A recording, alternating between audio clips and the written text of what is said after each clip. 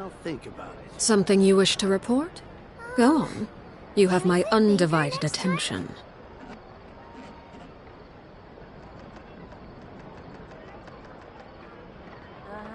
Yep, you're right.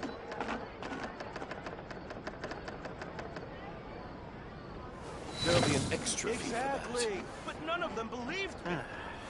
I'll think about it. Error.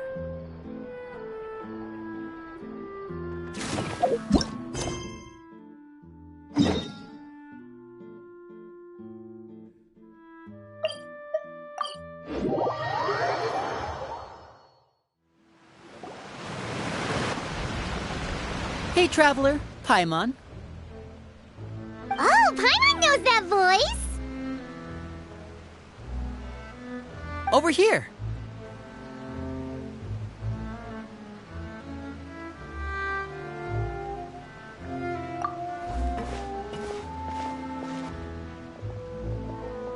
To borrow one of the more popular turns of phrase at the moment, this appears to be quite the fated reunion. Running into you two out of the blue like this has really made my day. I certainly wasn't expecting it. You can say that again. What brings you to Poisson? Wait, Paimon's got it! You must be here for one of your magic shows, right? Actually, we've run into a bit of trouble on the home front, so Father arranged for us to stay in Poisson for the time being. Oh, are Lynette and Fremine here too?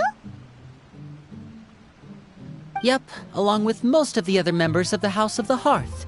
You may have noticed Poisson seems a bit more crowded than usual. So you're saying nearly the entire organization has moved to Poisson?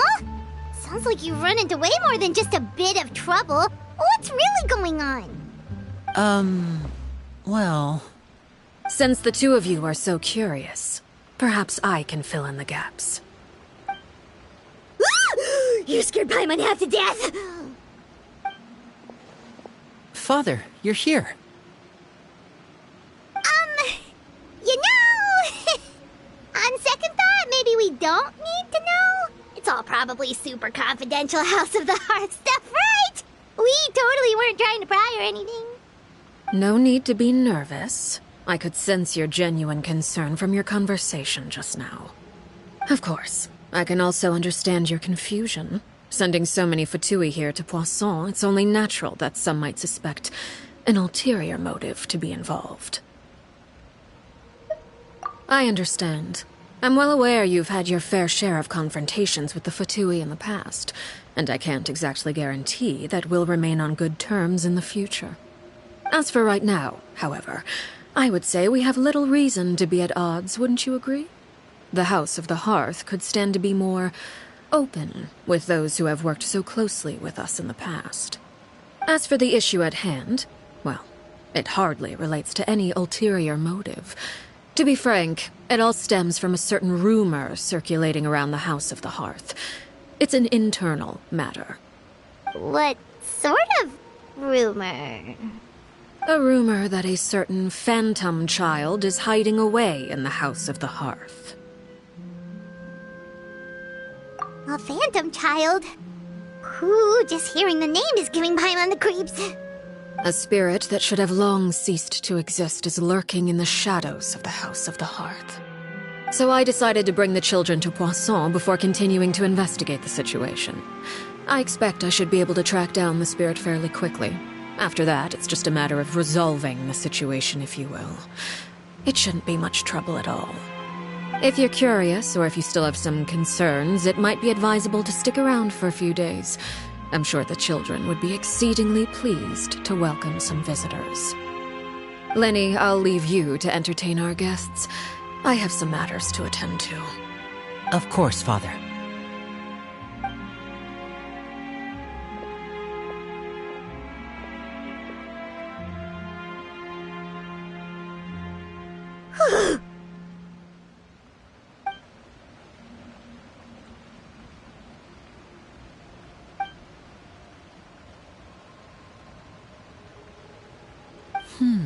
It has long been a dream of mine to invite you to our home and introduce you to my other siblings. You're quite well known in the organization already. A lot of people have been talking about you, especially after everything with the prophecy. If you're willing, why don't you stay a while and have a little chat with us? Alright. We don't have anything else to do right now anyway. But let's be clear, we're just gonna be there as guests, okay? Don't get any funny... Oh, wait a second. For your guests, that probably means we'll be treated to lots of yummy food, right? Of course. During our stay in Poisson, we've been helping out the locals with some fishing. We bring in quite the bounty every day.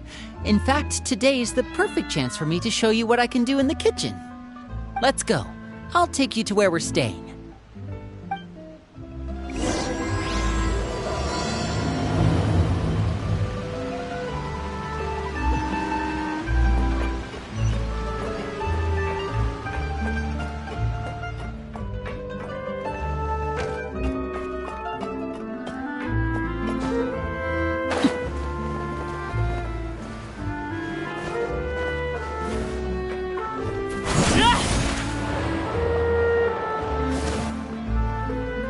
We rented this house from one of the locals to use as a temporary base. I'll come back later and tidy up a bit. After that, it should be all ready for you to stay in tonight. Awesome, thanks! So, where are we off to now? Well, when I happened to run into you two earlier, I was actually in the middle of distributing some supplies. With this many people staying in Poisson, we have to bring in outside supplies every now and then. I should probably make sure the rest of these provisions get delivered. Otherwise, people might start to get antsy. Okay, we'll come with. There are all sorts of rumors about your organization floating around out there. Paimon's not sure if she could even take a wild guess as to what's true and what's not. But now that we finally have the chance to see a day in the life of the house, we can take a good look at how you operate. Well, you're more than welcome to come along. Just follow me.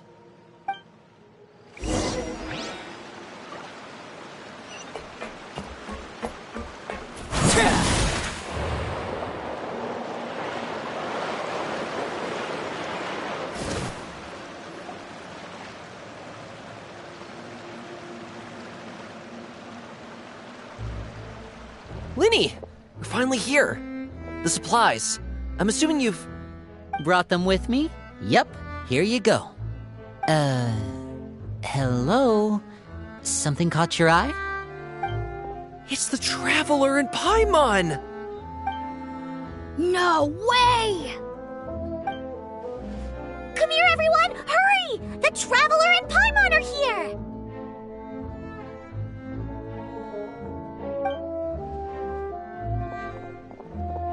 One at a time, please. Don't crowd around them all at once. We don't want to scare off our guests now, do we? Oh, it's all right! Gotta say, Paimon didn't realize we were this famous. Of course! Father and Linny have told us so much about you. Father told us about how you helped Linny. According to her, you're a trustworthy friend. And as far as she's concerned, that's pretty much the highest compliment we've ever heard her give. As you can imagine, everyone's been very curious about you. I heard the Traveler is so strong that he can move a mountain with his bare hands.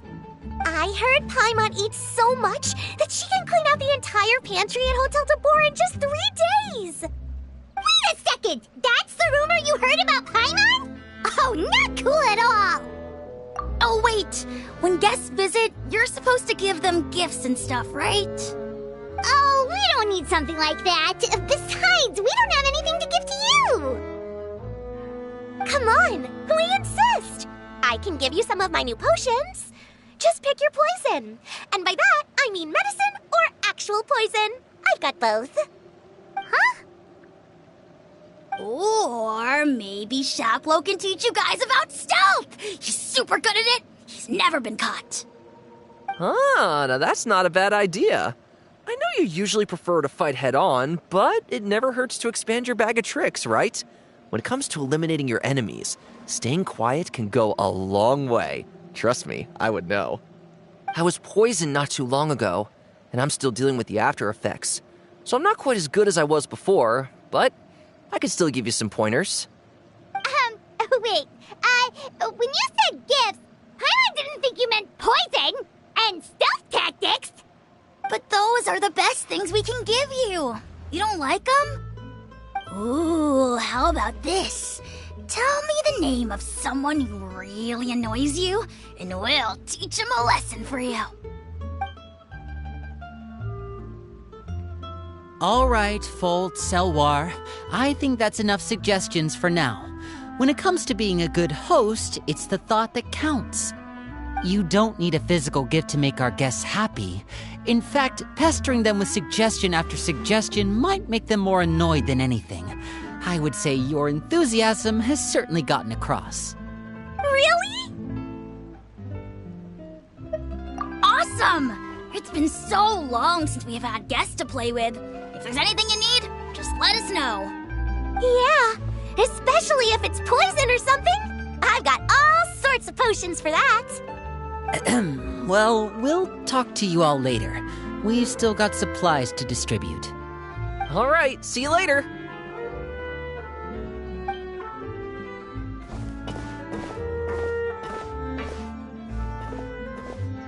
Bye!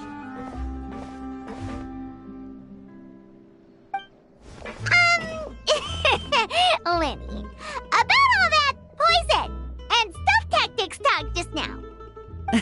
Scared you, did it? That kind of talk comes with being part of the House of the Hearth. When Foltz was really young, he strangled all of his family pets, just out of curiosity. He was labeled a dangerous problem child and was abandoned by his family.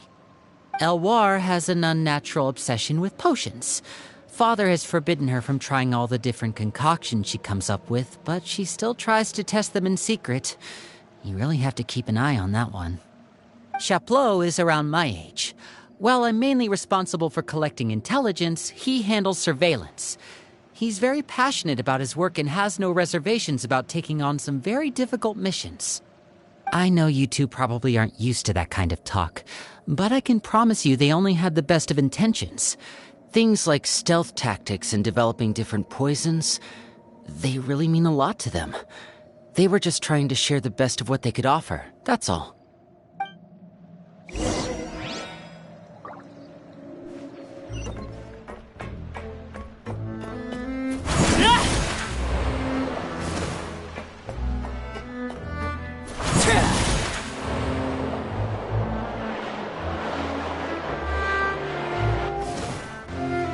Filial, supplies are here. Thanks. And who are these two?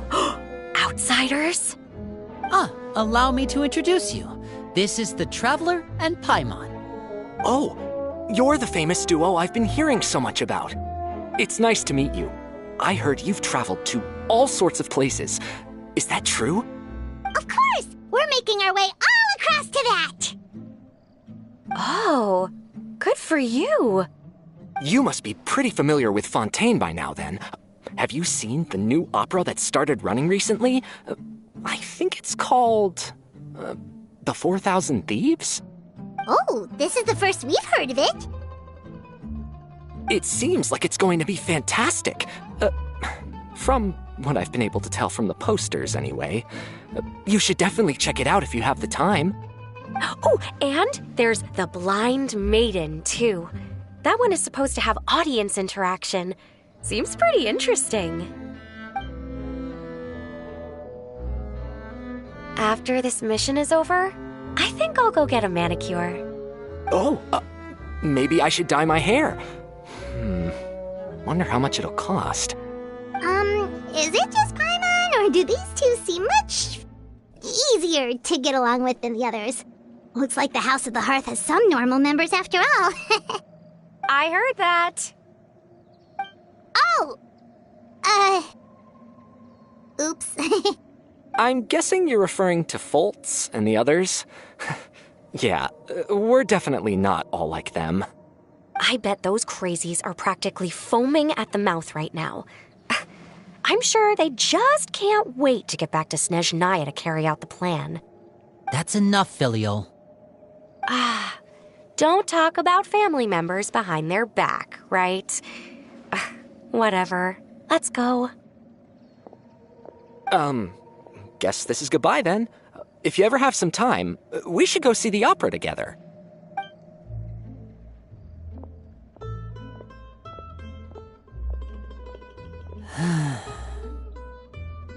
Well, that's it for the supplies. We should probably head back as well.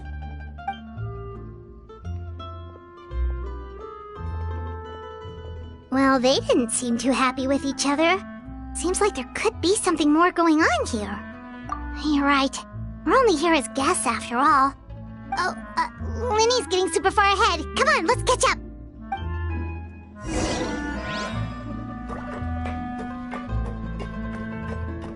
Looks like there's more trouble in store next month, too. When will it end? Hey, just focus on the positives. At least our time in Poisson has been pretty relaxing. Don't you think?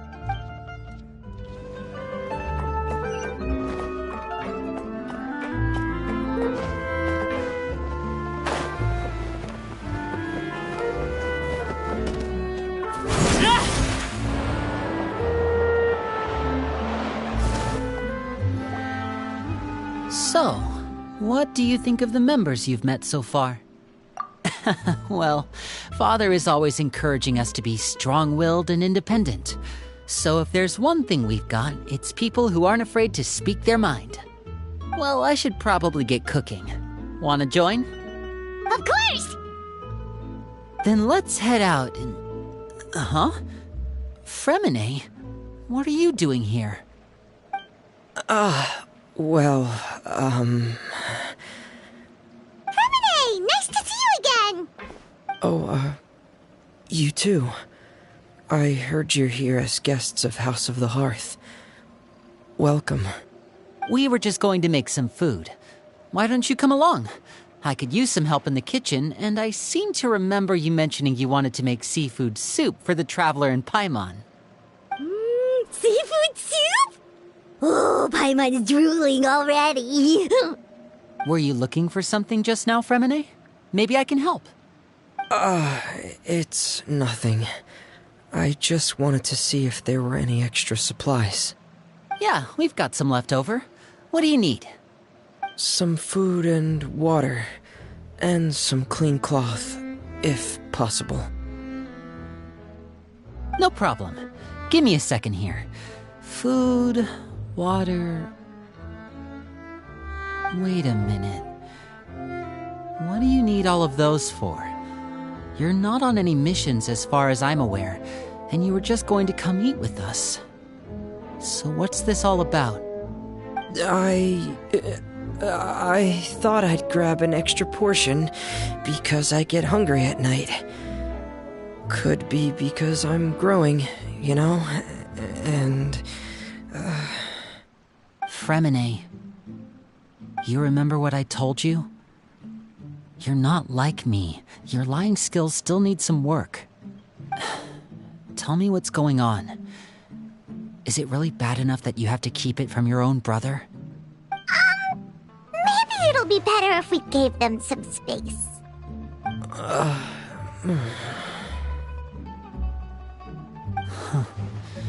This is the first time I've seen that kind of look on your face. Whatever happened, does it have something to do with Father? Yes. Just follow me.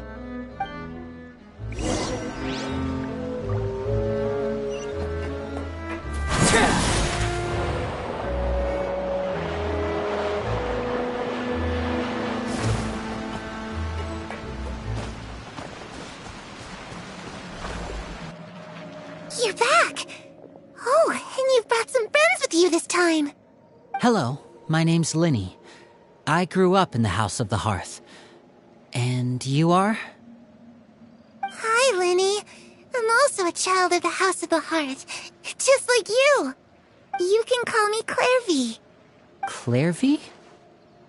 It's nice to meet you. Does that name ring any bells, Linny? No, not at all. That's not a name we have on our roster, I'm sure of it. What I'm not sure of, though, is how she managed to sneak in. She must be the phantom child Father's been searching for. From the looks of it, I'm guessing you were the one that found her, Fremine. You, haven't told Father, have you? No, I haven't told anyone. I've just been keeping her hidden. For how long?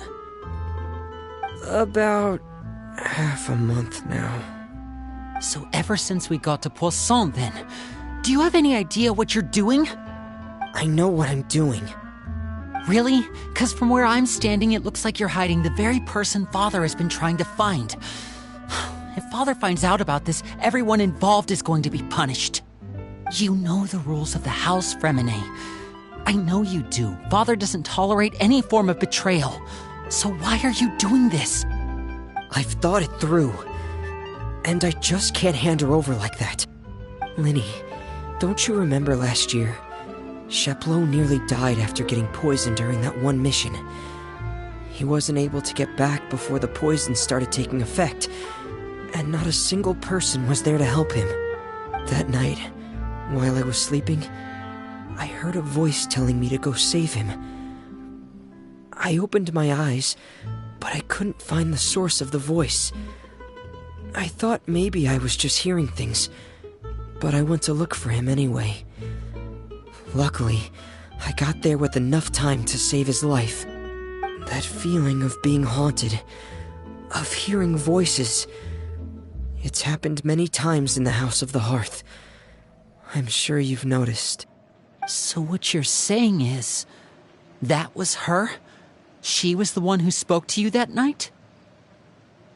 Unless there are other spirits roaming around the House of the Hearth, I don't think there's any other possibility. If Clairvy were our enemy, it wouldn't matter whether she was a spirit or an actual child. I would have acted without a second thought, because that's what Father ordered us to do. But she's been living with us, helping us from the shadows all this time. I think that makes her family. I couldn't just hand her over to be dealt with. Not when there's so much we still don't know. So what's your plan then? You can't keep her here forever. Someone is bound to find out eventually. I haven't thought that far yet. I don't want to disobey an order from Father, but I also don't want to put Clairvy in danger. Come with me. There are a couple things I'd like to say to you in private.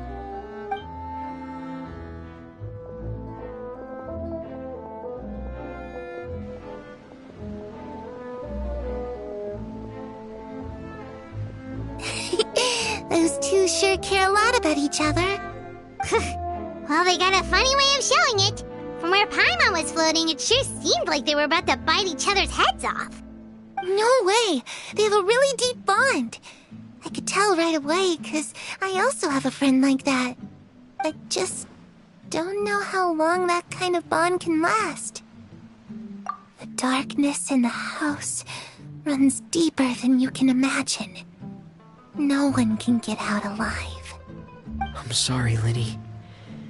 I really didn't mean to drag anyone else into this. Oh, really? You didn't mean to? 'Cause I, for one, wish you did. Huh? What do you mean? You know, when we were younger, you didn't call me Linny. You called me brother, just like Lynette.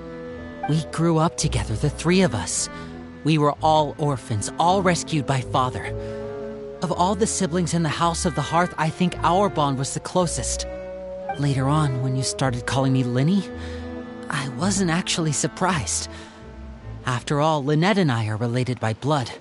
We've had to depend on each other to survive long before we joined the house. Linny, The darkest and most difficult moments of my life happened before you and I had ever met. I'm sure that's true for you as well. Even so, Fremine, we've stood by each other for all these years now, and to me, that means more than blood. You and Lynette are the most important people in my life. No one can replace you. So I won't let you face anything alone. Not if I can help it. Oh, looks like things are getting kinda heated between Linny and Fremine. Maybe we should go check on them.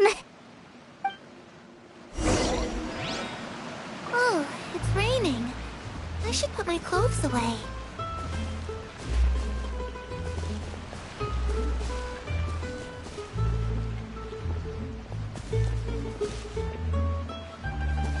Perry? Huh. Looks like she's not here either.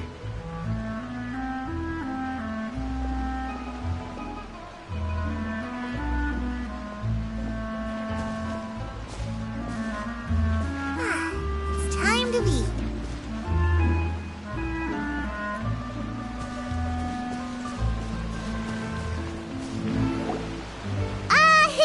Hey, you two! Hope we aren't interrupting anything.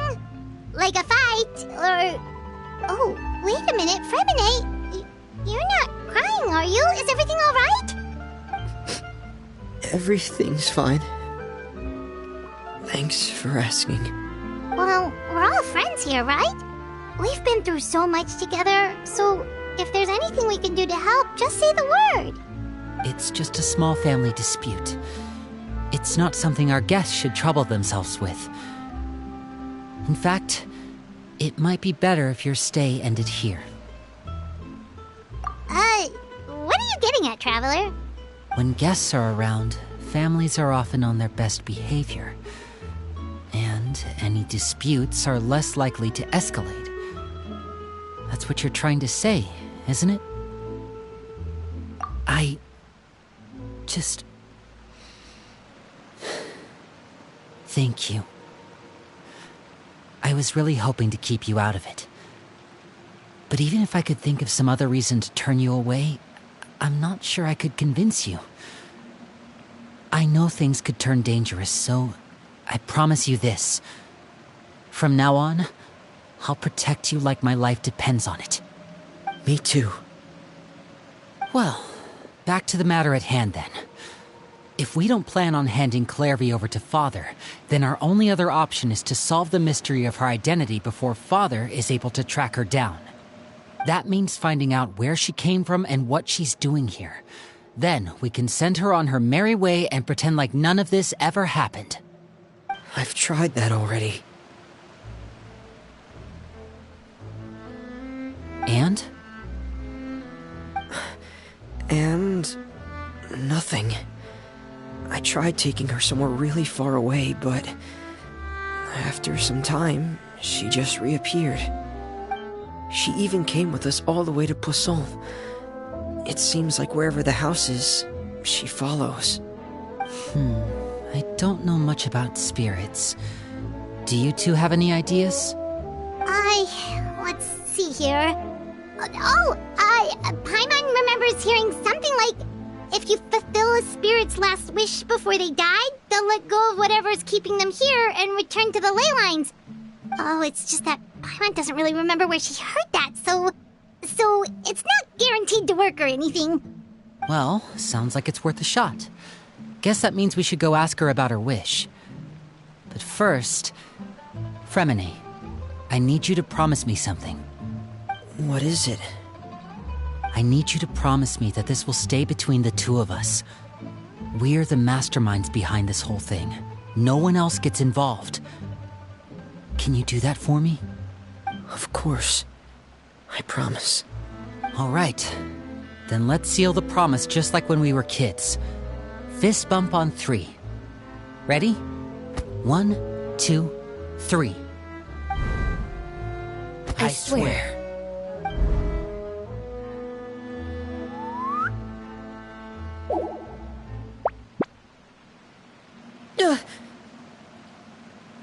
Whoa! Lynette! But what a surprise! What brings you here, dear sister? And, when exactly did you get here?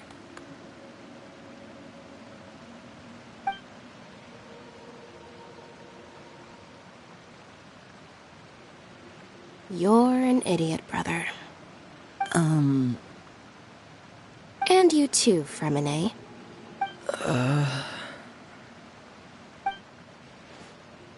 You 3, Traveler. And you 4, Paimon. Wait, what did we do? I've seen Clairvy around the House of the Hearth before. I hadn't seen her in Poisson, so I figured she must not have come with us. But it turns out you were just hiding her. I heard you talking about your plan. Rather than steering clear of the situation, I'd rather fully join in.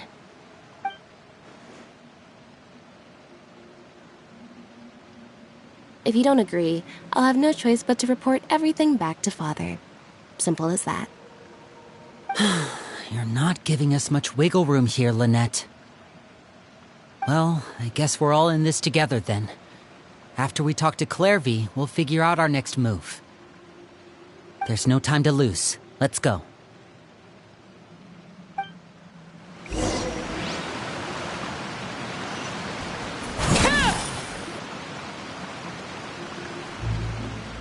I'm full. Thank you for bringing me this food, you guys. She said she's full, but the food doesn't look like it's even been touched. That's right. Based on what I've been able to observe, it doesn't seem like Clairvy can interact with the physical world at all. Still, when she's presented with food, she'll always linger around it for a good little while. Maybe, in her mind, she really is eating those things. Does she know that she has already passed away? I've tried to ask her, but she didn't answer. My guess is that she's just as confused as we are. Or maybe she couldn't understand the question at all. Clairvy, if you've got some time, I'd like to ask you a few questions. Sure. Oh, another new friend. Hi, I'm Clairvy. Hello. Clairvy, how did you join the House of the Hearth? Huh? Isn't it the same for everybody? The knave brings you here and then you can't leave. It's just that your name, it's not on the roster. And I've never seen you before. The roster? Oh, I get it now. I think there might be some things you don't know about this place. The people in charge, they're not as nice as they look. They say they keep a roster, but it's not complete. There are a lot of people who aren't on it, and never will be. In this house, some people are family, and other people are just test subjects. Those kinds of people aren't ever going to get a place on the roster, unless it's the roster of people who've been executed. Wait, does that mean the knave... She... Is there anyone that can vouch for you? Perry, she's my best friend. She's the only one I trust in this place. Have either of you heard of that name before? No. Me neither. Clairvy, Perry. Neither of those names are on the roster. But it seems like she's telling the truth. Either that, or this kid's already got a bag of tricks bigger than mine. Maybe we should try a different approach. Clairvy, do you have a wish? A wish? It can be anything you want. Just imagine. It's your birthday, you're blowing out the candles, and your wish is...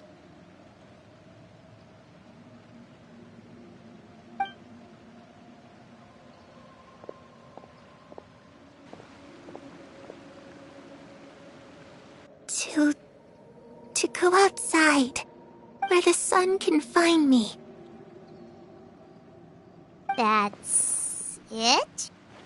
Well, that sounds easy enough. The darkness in the house runs deeper than you can imagine. No one can get out alive.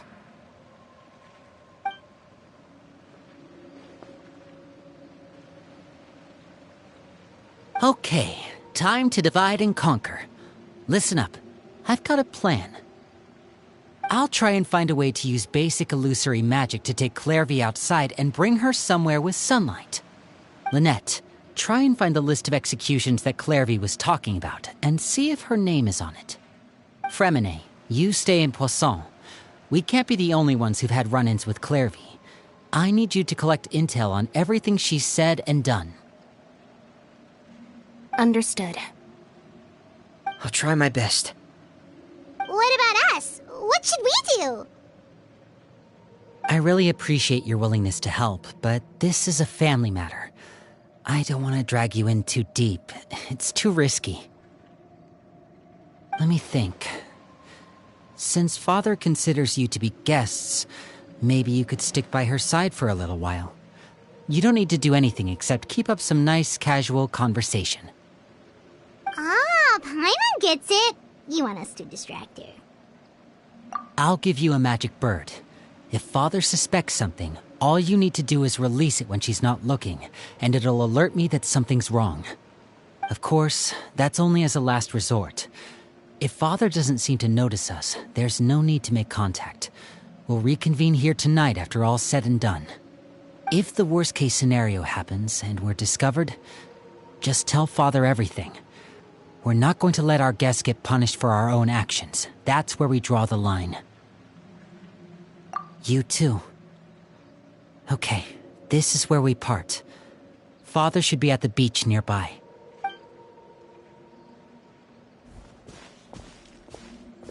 I really hope this goes well. No, it has to go well. That's the only way this can get resolved.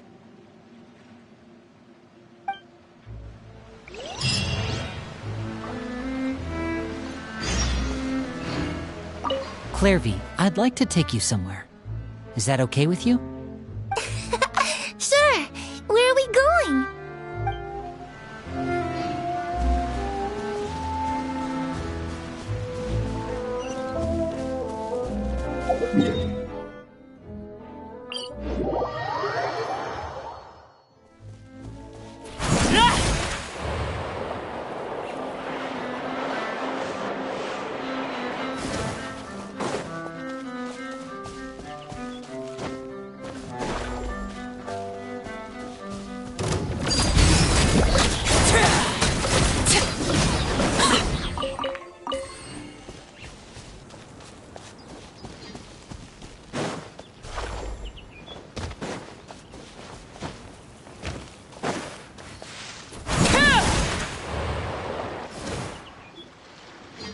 It's the knave!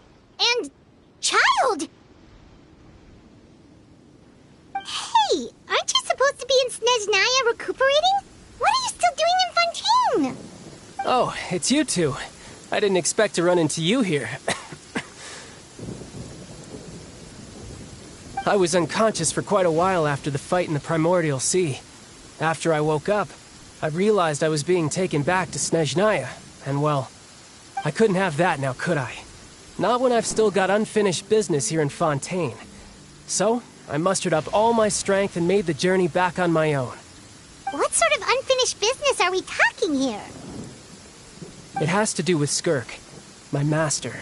I really wanted to meet up with her, but by the time I got back, she had already left. I still have so many questions for her. Without any other leads, all I could do was ask the knave to help me track her down.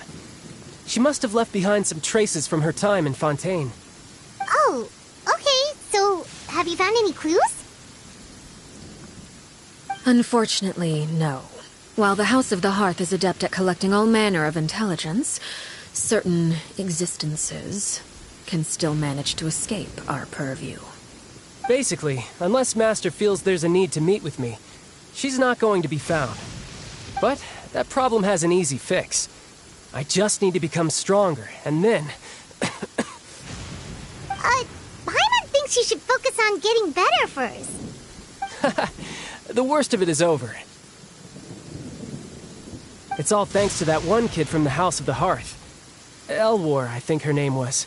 She gave me a bunch of random potions to drink. They didn't go down easy, let me tell you. Pain and chills all over. But they really did help speed up my recovery. And that's good, because it looks like I really do have to head back this time. The old man's been putting the pressure on me. He sent someone to tell me I'm needed for some sort of project. Project Stuja? Yeah, that's the one. I heard Regrader's involved too. I'm not looking forward to having to listen to all his monologuing, that's for sure. Hey, maybe you could think of a way for me to stay in Fontaine for a little longer. Helping Linny and the others brush up on their fighting skills would be far more interesting. If you and I could spar, that would be even better. I've been waiting for a chance to see you go all out. And what a sweet little daydream that is. But I also have a role to play in all this. I'll be leaving Fontaine shortly as well. Besides, considering how little they see fit to step outside the homeland, being called on to return to Snezhnaya by such illustrious dignitaries, what a great honor. Wouldn't you agree? One I could do without, I'd say. Is it just Paimon? Or does it kind of seem like they're... So, dear guests of the House of the Hearth, to what do I owe the visit? Well, we just... Right! We're super close to Linny and the others, but we still don't know much about you! Is that so? Introductions have already been made, have they not? Well, you see, there's only so much you can learn about someone from a short introduction. At least tell us something a little extra, like, why do you call yourself father? Good question. I'd also like to know. The fact that you have to ask tells me our intelligence work has been quite successful. Telling you the answer to that question would only serve to undermine that success. And we can't have that, now can we? Spoken like a true diplomat. That was some expert sidestepping right there. Well, if there's nothing else, I think I'll take my leave. I still have a small matter to resolve at home. Wait, don't go!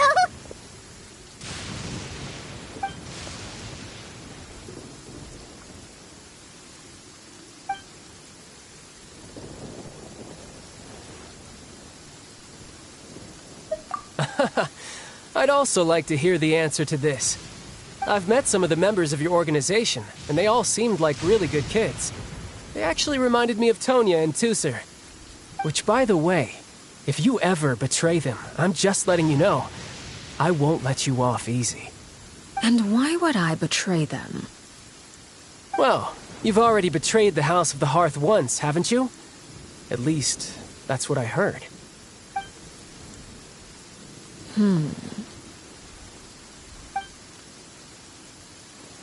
Okay, I admit. That's just what the old man told me. The rooster, I mean.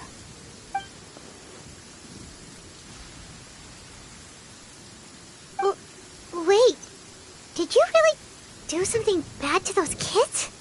Never mind what I've done. I'm more curious as to what the mighty rooster had to say. Care to enlighten me? Well, nothing much.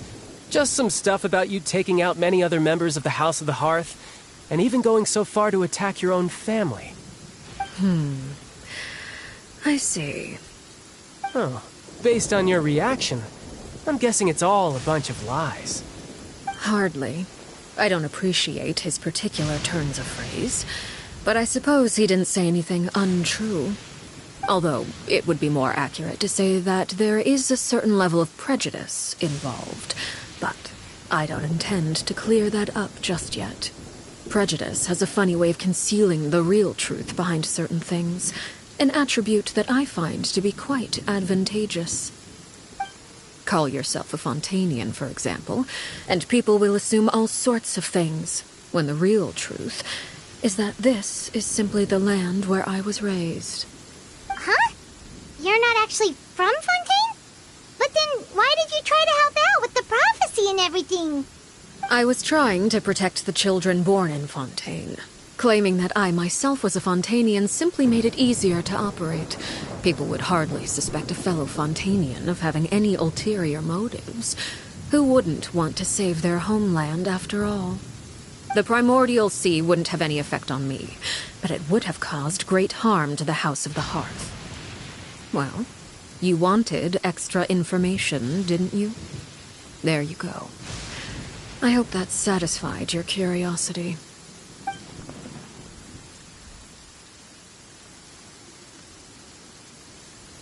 So, you stayed in Fontaine for the kids.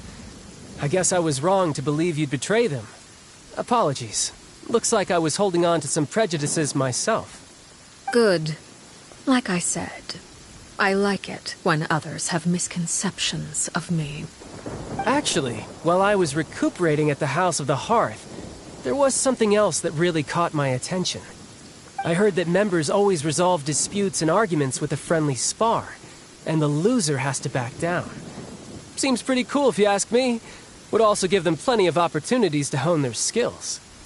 Well, that's only a recent development. In the past, such spars weren't nearly so friendly. The losing party would lose everything, including their life. They were that high stakes? Whew, at least that's not a thing anymore. Well, the current atmosphere's not half bad. I'm a bit jealous, actually. You've got so many family members around you, and you even get to live with them. Having a lot of family around means dealing with a considerable amount of bickering and scheming. Once Tonya and Tusser enter their rebellious phase, I'm sure you'll understand. Just imagine. Tusser becomes obsessed with plucking out strands from the rooster's mustache, or Tonya decides to dye her hair 42 different colors. Okay. I get the picture.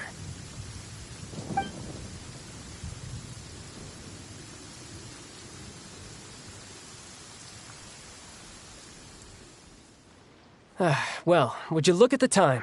I should probably get going. Traveler, Paimon, I'm not sure where our paths will cross next, but the next time we run into each other, we should definitely try and find some time to spar. Again,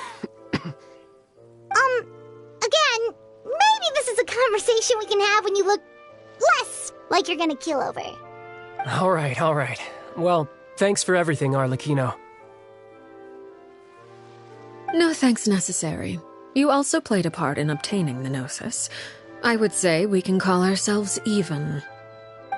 I like the sound of that. Well, I'm off. See you all some other time. We should probably get going too. Do you want to head back with us? Oh? You want me to leave so soon? Oh, well, you see, I'm rather enjoying the evening breeze. If you don't mind, I think I'll stick around for a bit. I have some things to think about. Apologies for not attending to you like a proper host. Please forgive this slight. I do hope you'll have a pleasant stay. We managed to keep her distracted until nightfall. Good thing Child was there to keep the conversation going. You don't think she suspected anything, do you? Oh, I wonder if Liddy ran into any issues. Let's hurry back and see how everything went. Oh? You decided to stay a little longer? Let's take in the ocean view together, then.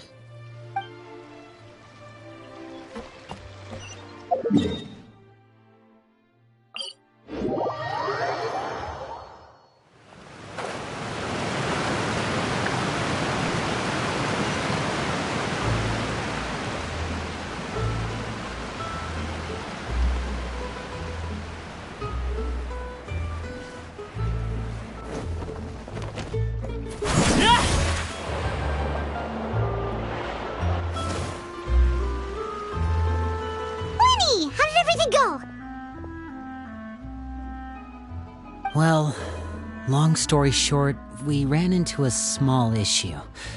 Clairvy can't go into the sunlight. Everything was fine at first. She followed me up to the surface just like I told her.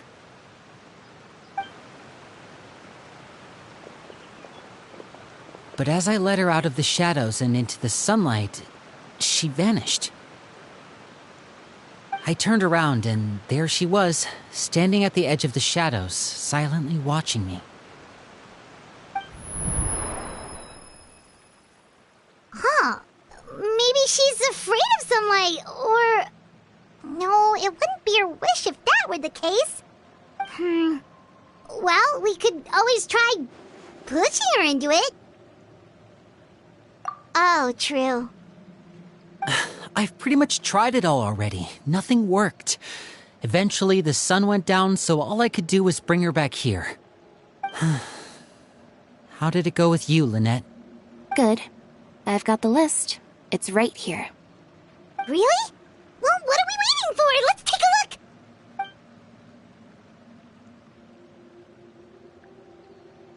Oh, that's a lot of pages. Oh, it's gonna take forever to get through it all. We can each take a section. Here. La Pouillade, L'Endroit, Chambel, Horaire.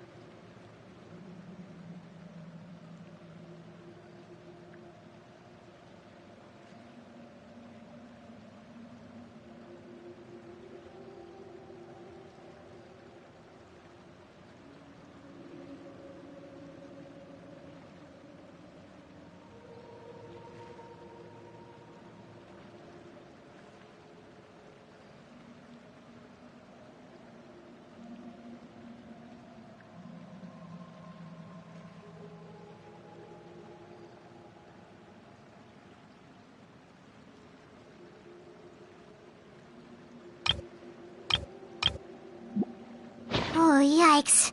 That Aurora guy has a huge scar on his face. He's kinda giving Paimon the creeps. Ah, I've met him before. The scar is from an injury he received during a mission. I still remember him joking with me about it. He said any future lover would take one look at him and then lose all interest. Did he say anything else? Well, I asked if there was someone he was interested in. He said no, and that's where our conversation ended. It was only later that I learned he really did have someone he liked. He risked everything to escape so he could be with her, but it didn't work. One day, Father asked to see him, and, well, I never saw him again after that. Wait, so that means the knave, she... It may seem cruel, but it's just one of the rules of the house. Betrayal is not to be taken lightly. We know too many secrets to come and go as we please. So, if you do try to leave, you pay with your life.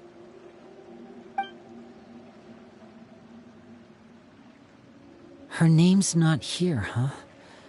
Well, that's not too surprising. It doesn't seem like this list is complete. It only contains records dating back around 5 years. Let's shift our attention then. Fremine, were you able to find anything out?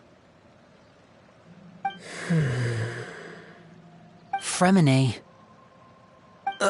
Sorry. I was thinking about something. I managed to talk to quite a few people, but I couldn't help but notice that the atmosphere in the house was a little... strange. Strange? Yeah, I mean, I know there have been arguments in the past, times when people haven't gotten along. Chaplot and Filiol are a good example of that. Oh, those are two of the people that we met while delivering supplies. Paimon can see how they might not get along. They had very different vibes, and their, interests seem to be pretty different as well. That's to be expected, actually. Father brought us all here, shared her knowledge with us, taught us how to fight. That's one thing we all share. But that's also where the similarities end. Not all of us feel the same desire to stay here. As members of the House of the Hearth, we're also considered part of the Fatui. And to a lot of people, that's an identity they never asked for. Certain members get older and realize they want something else for themselves. But considering the rules of the house, most people would never say that out loud. People like Chaplot and Foltz are loyal to Father and her vision. They're proud to be part of the Fatui. Filiol and Nantoy, on the other hand, well, they aren't quite as enthusiastic. These kinds of conflicts have always been there. It's not like Father is in the dark about any of this. Well, that's true. But it just feels like things have gotten worse lately. Filiol and the others, it seemed like they were meeting in secret to talk about something. I can't say for sure, but I think they've met Clairvy. You think she's been inciting them to act out? No, not exactly. But I wouldn't be surprised if she said something to them about the darkness in the house and how deep it runs. She's told me about it before. Experiments being run on children. People being used as pawns on the battlefield without so much as the strength to survive. And they just believed all that? Without any evidence? Clairvy's words probably gave them the excuse they were looking for. Whether they actually believe them to be true is secondary. This is all because of Project Stuja, isn't it? Whoa. Hold on a second. What's this Project Stuja all about, huh? This is the second time it's come up now. Sorry, but I'm not sure of the details either. I only know what Father has told us, which is that it's something the Rooster and Regrader have been working on together. Apparently, it has to do with the Fatui's strategic plan for the future. Because the House of the Hearth was so successful in obtaining the Gnosis, we now have the honor of playing a key role in Project Stuja. Wait, but isn't that a good thing? Key role is just another way of saying dangerous role. To us, the whole thing is an inconvenience. Father thinks so too, but she's in no position to refuse. Their plan isn't exactly unreasonable, and they've been funneling the house a lot of funding. It's just that we'll lose a lot of members in the process. Participating in the plan, it's an honor in name only. What they're really trying to do is subdue us. The existence of an intelligence organization outside their control makes them feel uneasy.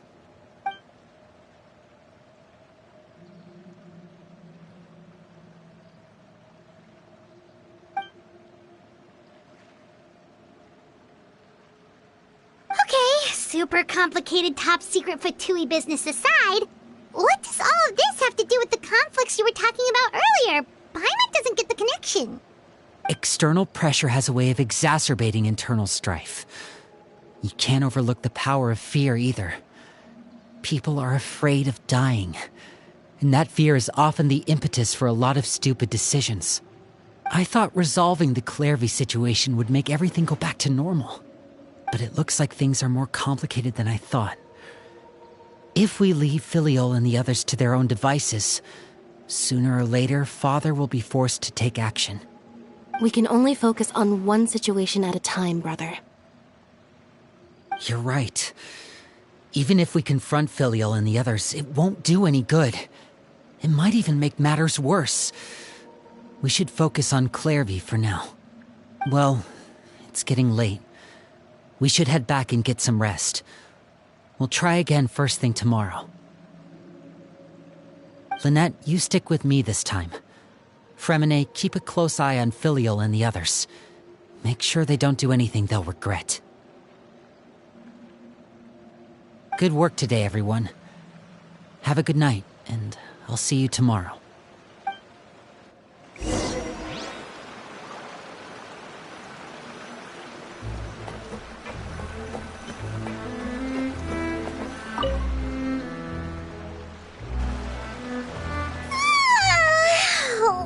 Was looking forward to an early night, but she can't sleep at all. Hey, you don't think the knave will be too angry with Linny and everyone if she finds out about all this, do you? She's even scary when she smiles. If she were to actually get angry... Ooh, you have to protect Paimon if that happens, okay, Traveler? Oh, well, in that case, we should just plan on running away. We'll grab Linny and the others and we can make a break for it as fast as we can. Look! Look over there! Quick! Let's catch up with her before anyone sees!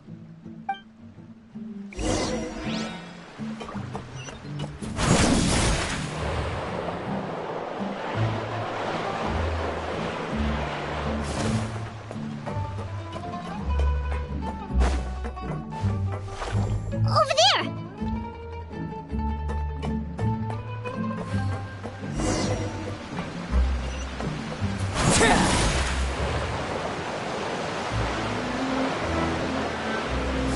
Oh, where is she going? Oh, if someone sees her, we're toast!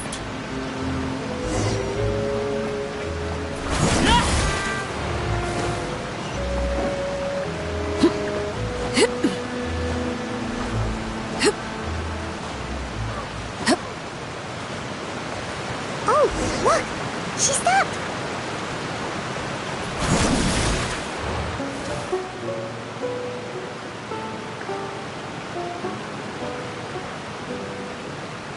Clairvy!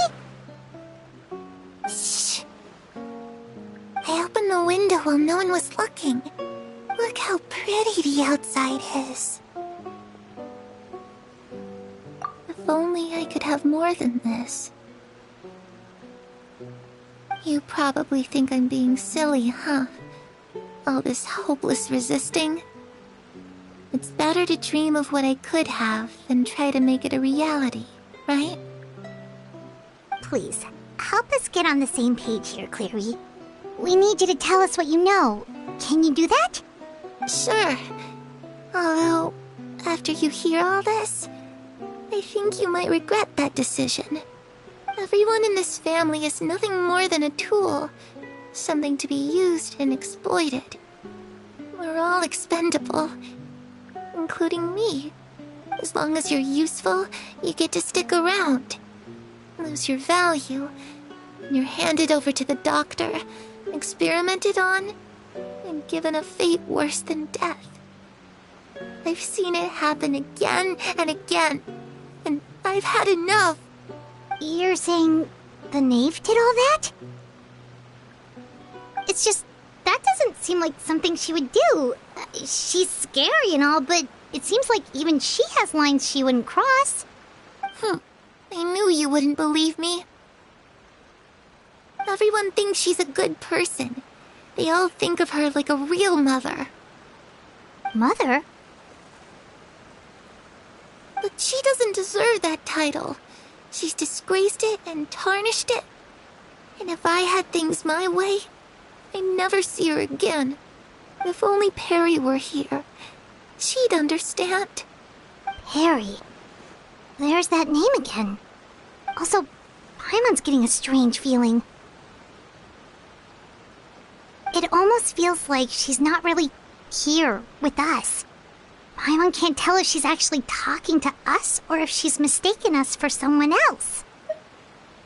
Well, in any case, it seems like she really needs someone to talk to.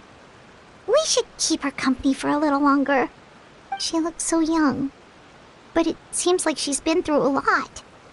It's getting windy. I should close the window. Ooh, look at the moon. Isn't it pretty? Hey, wanna hear a secret? I heard that if you look up at the night sky in Snezhnaya, you can see the aurora. It's supposed to be super pretty. Even prettier than the moon tonight. Perry and I promised each other that once we're older, we're gonna go see it together. But I can't find her. I'm worried she's also been... No, that wouldn't happen to her. She's special. Mother likes her a lot. I should really go talk to Mother, but we just fought. She doesn't want to see me, and I'm too scared to face her. What should I do?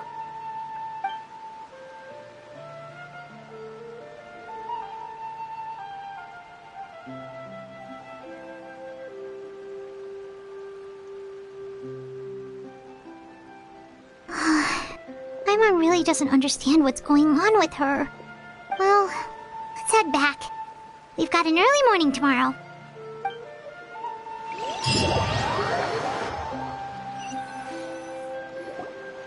All right, looks like we're all here. Let's go ahead with the plan. Oh? What is it? What makes you ask that? Well, we kinda ran into Clairvy last night, and that's what she told us. We met the doctor back in Sumeru. He's super dangerous, and he's done all sorts of bad things. It's possible that Father and the Doctor have had certain dealings, but I don't think Father would work with him. We're not really on the same side, so there's not a lot of trust between them. That doesn't exactly set the stage for a successful partnership. I did hear, though, that when Father first became a Harbinger, the Doctor offered to work with the House of the Hearth. Father rejected most of his proposals, except for one. It had to do with some sort of secret experiment. Secret experiment? Could that be what Clairvy was talking about? I don't think so. I don't know any details about the experiment itself, but I do know it's an entirely independent operation. The Doctor only proposed a direction for the research. That was the extent of his involvement. I still don't think that counts as working together. The details of the experiment are confidential, but complete records are kept on all participants. That doesn't seem to be the case with the situation Clairvy referred to.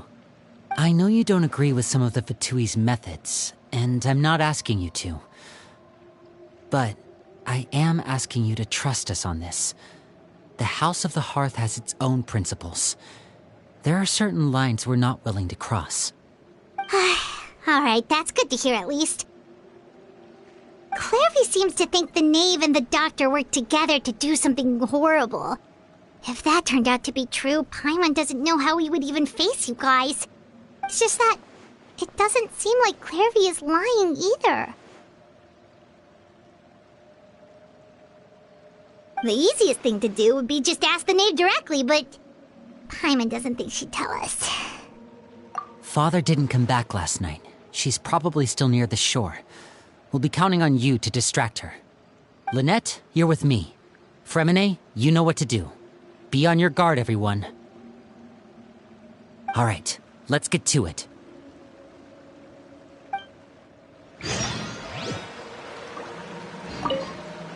Where are we going today? Let's try somewhere further away this time.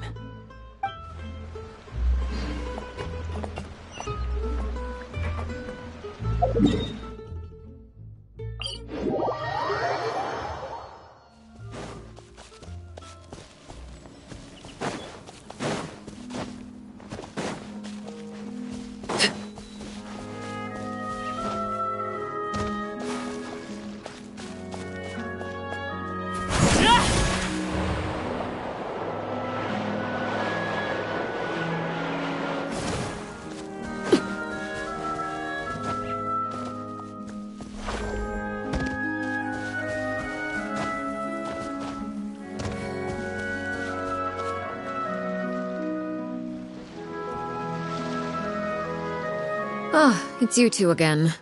I must say, you look a bit pale. Did you have trouble sleeping last night? A little. Perhaps if you had less on your mind, you'd be able to absolve yourself of such troubles. So what are you planning to do now? Catch up on some sleep? Or should I give you some time to rack your brain for a topic to discuss before I ask any questions? Although I must profess to being curious. Without Child here, how do you plan on distracting me? Us? Distract you? A good one. But no, we were just here for a chat. Looks like you could have used some extra time to think. No matter. If you don't have any other plans, why don't you accompany me somewhere? Don't worry. I'll be sure to steer clear of any scheming children. The ocean breeze is sure nice today. Children always think they can hide things from the grown-ups. But nothing gets past me. Least of all a little scheming. I think I'll let them have at it for a little longer.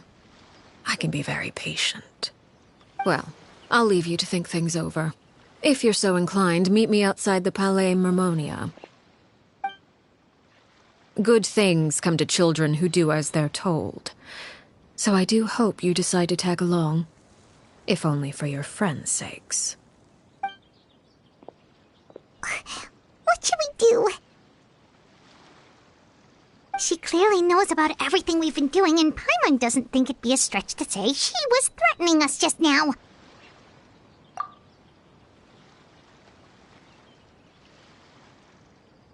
Oh, good idea. Hopefully he sees it in time. Well, we should probably head to the Palais Mermonia. Paimon doesn't want to find out what happens if we don't show up. Based on what the knave was saying just now, it sure didn't seem like it'd be anything good. Okay, then we probably shouldn't keep her waiting. It seems like Linny and the others are on thin ice, so let's do our best to not get them in any more trouble.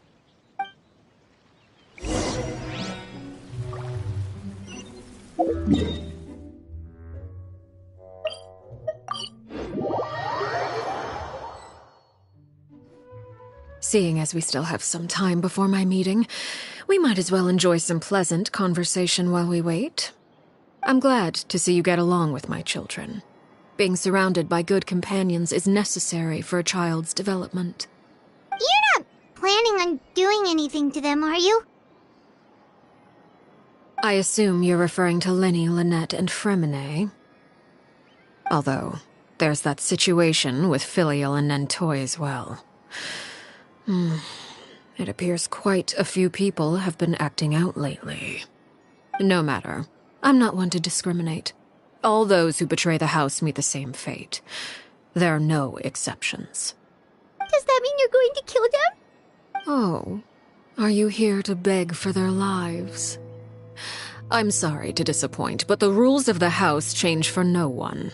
In my organization, everyone is responsible for their own actions. But don't you care about them at all?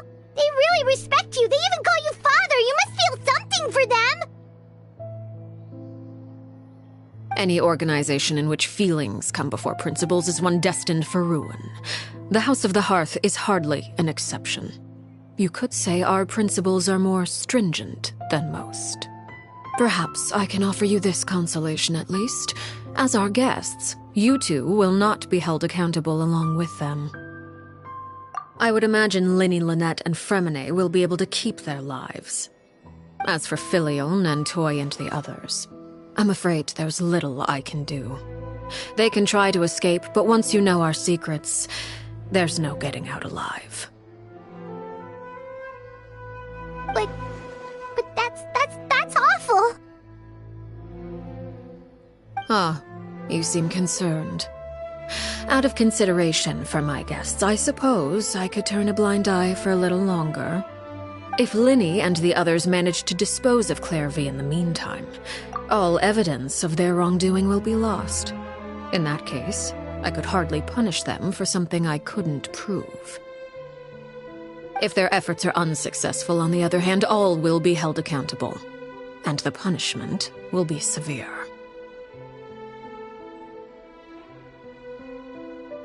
Of course.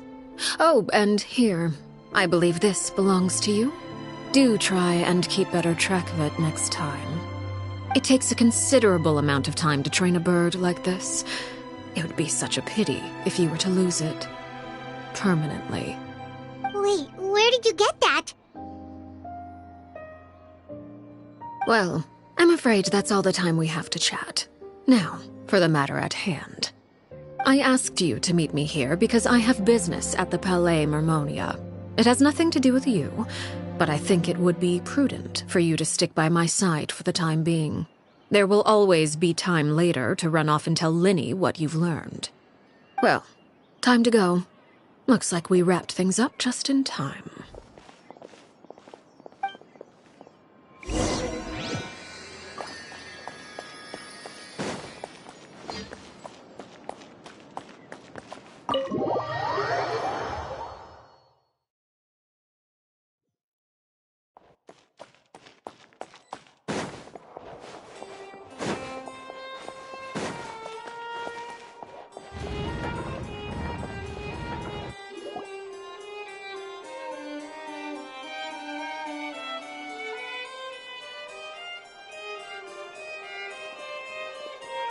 It's been a while, Monsieur Neuvillette. I must say, I wasn't expecting my meeting request to be approved quite so quickly. The Palais Mermonia operates with an efficiency worthy of admiration. It is only right that an esteemed diplomat such as yourself should be afforded the proper level of respect. Although, if I may speak plainly, I must confess that I did not anticipate we would have the occasion to meet again after presenting you with the Gnosis. I see you brought the Traveler and Paimon with you as well. If I may inquire as to the purpose of your visit. I'll be departing Fontaine shortly. There is, however, an outstanding matter that I would like to see resolved before I go. It requires a rather lengthy explanation, I'm afraid. So I took the liberty of explaining everything in this proposal. Please review it at your leisure, Monsieur Neuvillette.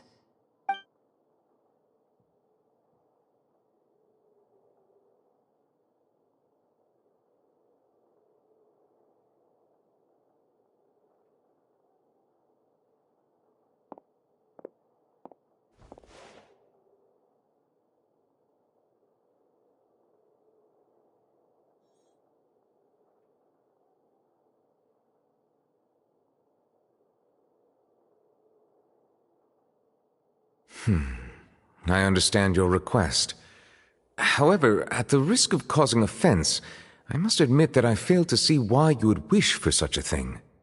I heard you have a certain fondness for water tasting, Monsieur Neuvillette, so allow me to use water as an analogy. A family is like a large body of water with countless rivers flowing in and out. As someone who watches over this system, I would hope that each river that flows from the source will eventually reach the ocean. Of course, objectively speaking, I know this is impossible. Most of the rivers will dry up along the way, disappearing into the ground and leaving nothing but a barren riverbed behind. Not all rivers are destined to reach the ocean, but I would not see their existence rendered meaningless. I believe the water that flows within them is simply meant for a different destination, like a field in need of irrigation. Or perhaps the glass of a certain water-tasting enthusiast. Did you get any of that, Traveler? Your words paint an optimistic picture indeed. Allow me to remind you, however, few among us are willing to sip from a glass filled with tainted water. It may have been tainted at one point in time, but not to worry. I'll make sure it's strained of all impurities and returned to its cleanest form.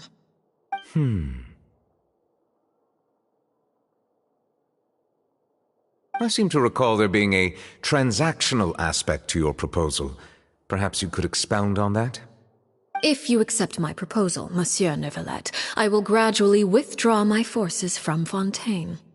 And, unless absolutely necessary, I will no longer carry out any special missions within Fontaine. I presume I can take your words to mean that, in the future, cases similar to the Tartuffe assassination will cease to cross my desk? Tartuffe? Ah, that thief who embezzled funds from all those charities, you mean? My deepest condolences to his family, but without any evidence, I cannot imagine how the House of the Hearth might have been involved in his passing. Of course, if you accept my proposal, Monsieur Neuvillette, I'm sure certain measures could be taken to reduce the frequency of such troubles. You choose your words carefully indeed. In that case, I am inclined to accept your proposal. My thanks for your generosity, Monsieur Neuvillette. Well, with that settled, we should be going now. I took the liberty of bringing along 2 bottles of spring water from Snezhnaya for you to enjoy. I do hope I get the chance to hear your impressions. Perhaps at our next meeting, yes? Indeed. I trust you would not overlook your commitment in the meantime. All right, Traveler Paimon. Time to go.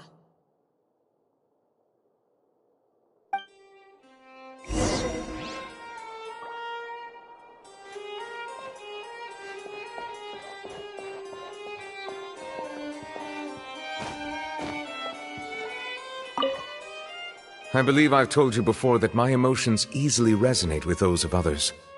Yet in the few meetings I've had with that Harbinger, I haven't been able to sense any aspect of her emotional state.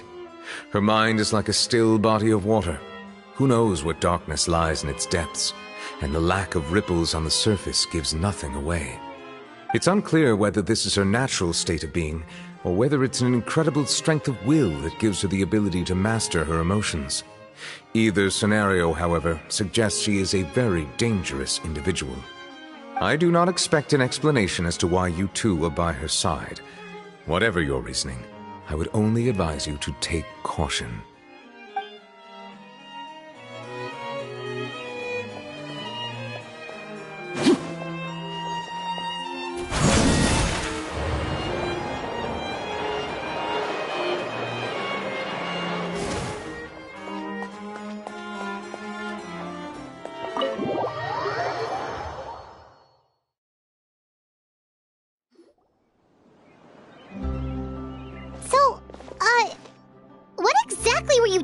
About back there? Paimon only heard you mention some rivers, a large body of water, and then some kind of irrigation scheme. You really want to know? I would imagine there might be more pressing concerns at the moment. Lenny, Paimon really hopes everything's going okay. Oh. Paimon recognizes that look. You've got your thinking cap on, don't you, Traveler?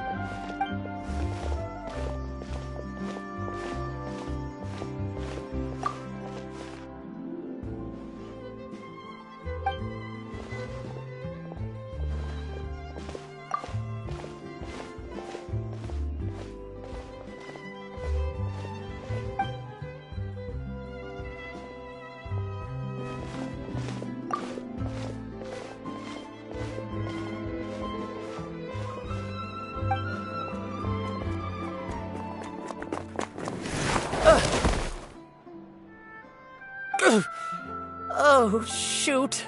Are you alright? Oh, jeez. I'm so sorry. I was so focused on selling these papers, I wasn't looking where I was going. Well, let me make it up to you at least. Here, take this paper. On the house.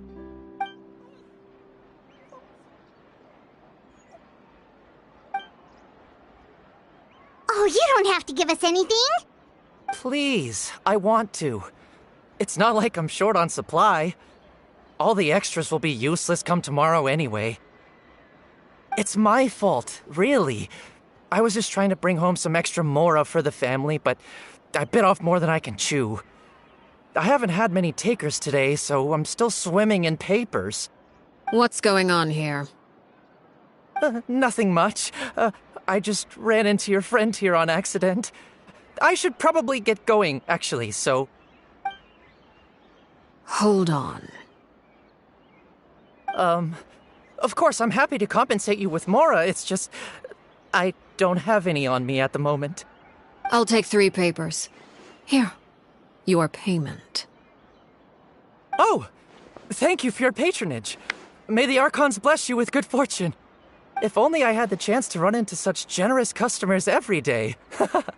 I should probably just take on a smaller inventory though, right? I'm getting married soon, so sometimes it's hard to not get ahead of myself. Anyway, I should head out.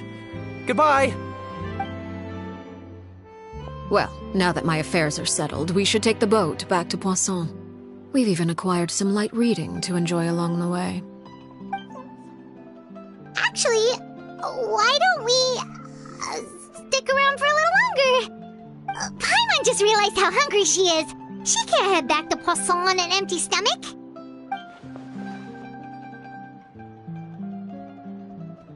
It appears you two are under the impression that delaying our return will somehow alter the situation in your favor.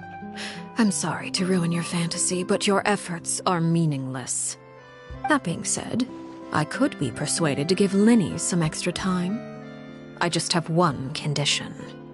If you agree to my request, I'll even answer some of your questions. You're quite curious about Claire V, are you not? And my relationship to her. Wait, why are you being so generous all of a sudden?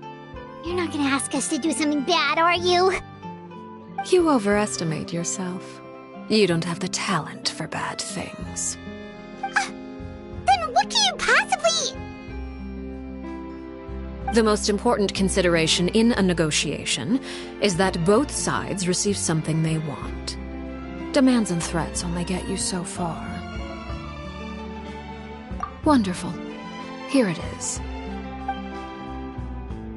When the time comes, make the choice that you deem most appropriate in the situation, and lend your help to the House of the Hearth.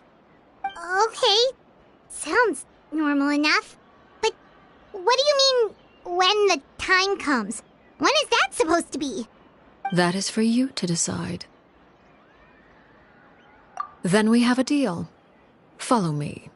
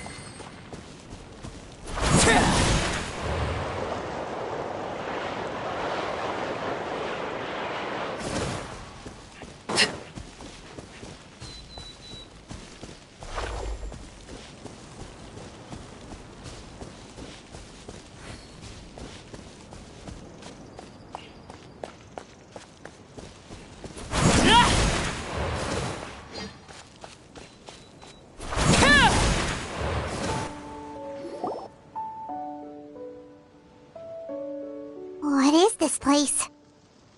Somewhere long forgotten by everyone. It used to be a grand building. Now it's nothing more than a pile of rubble. No one comes here anymore, nor does anyone care about what once happened here. Although, this place does have something to do with the story I'm about to tell you. It was before I became a Harbinger, and before Lenny and the others joined the House of the Hearth. Due to certain events, I first killed Clairvy and then her mother. And this is where it all happened. You were the one that killed Clairvy? Patience now. Allow me to explain Clairvy's side of the story first. I'll start from the beginning. Clairvy was 6 years old when she was brought by her mother, Crucibina, to live in the House of the Hearth. From the outside, it seemed like a fairy tale. A thriving family made up of kind adults and friendly children. Crucibina was the knave at that time, and the House of the Hearth was under her control. She was Clairvy's mother by blood, but she was also the mother to all the children in the house.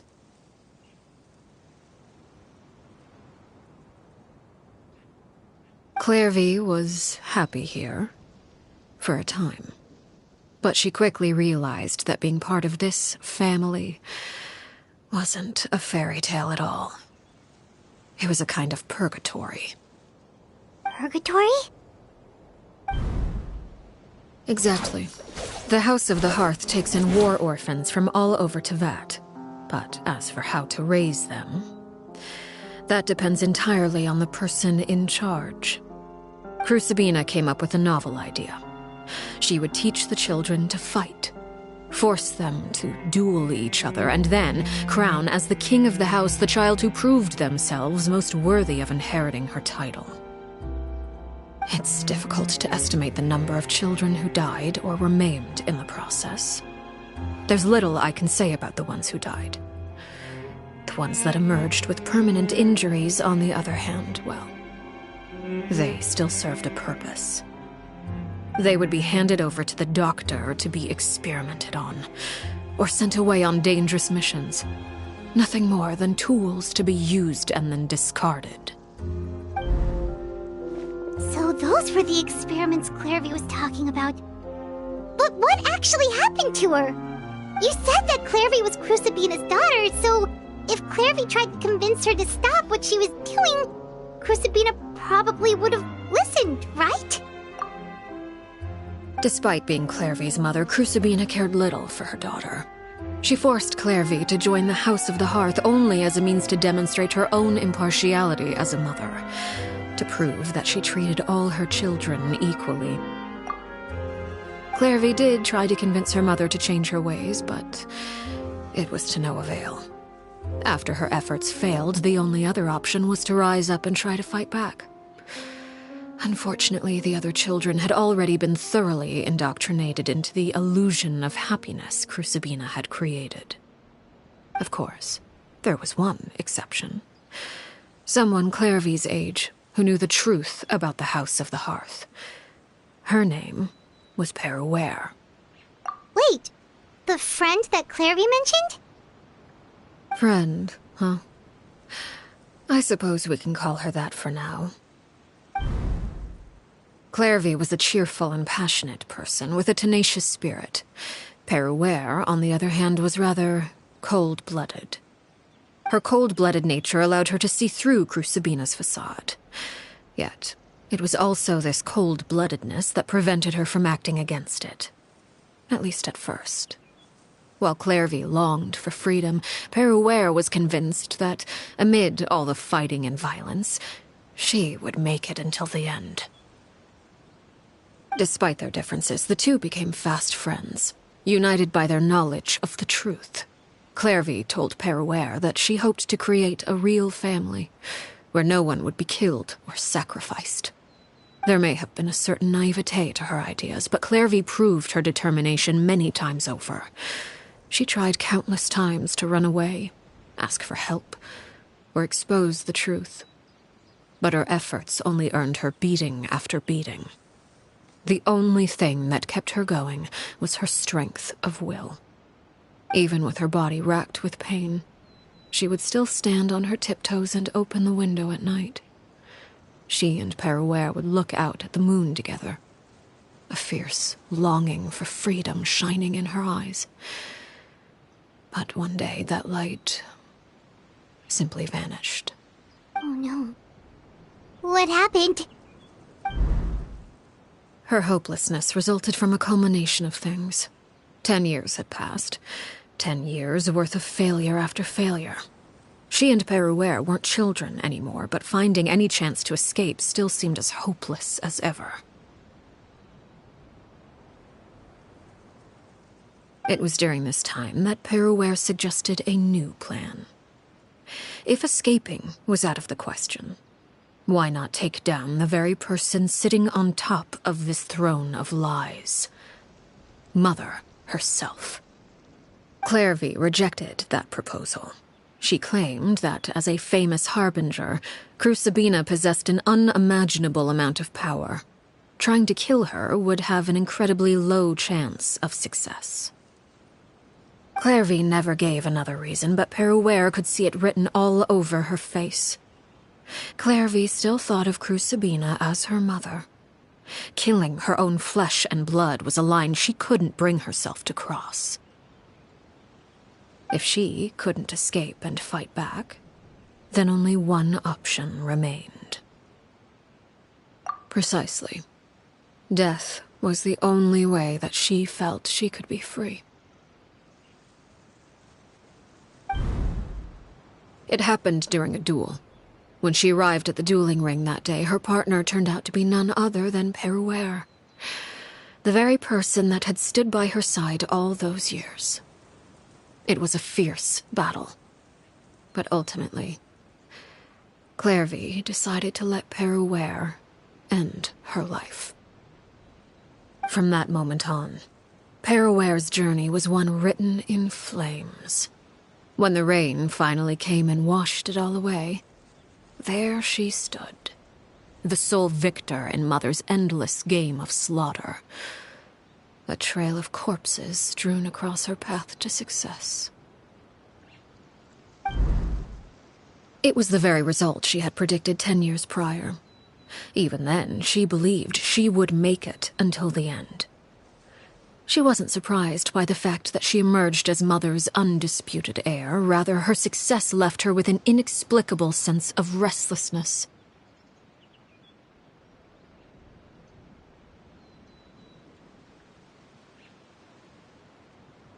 She was unsettled, and there was only one thing that could quell that sensation.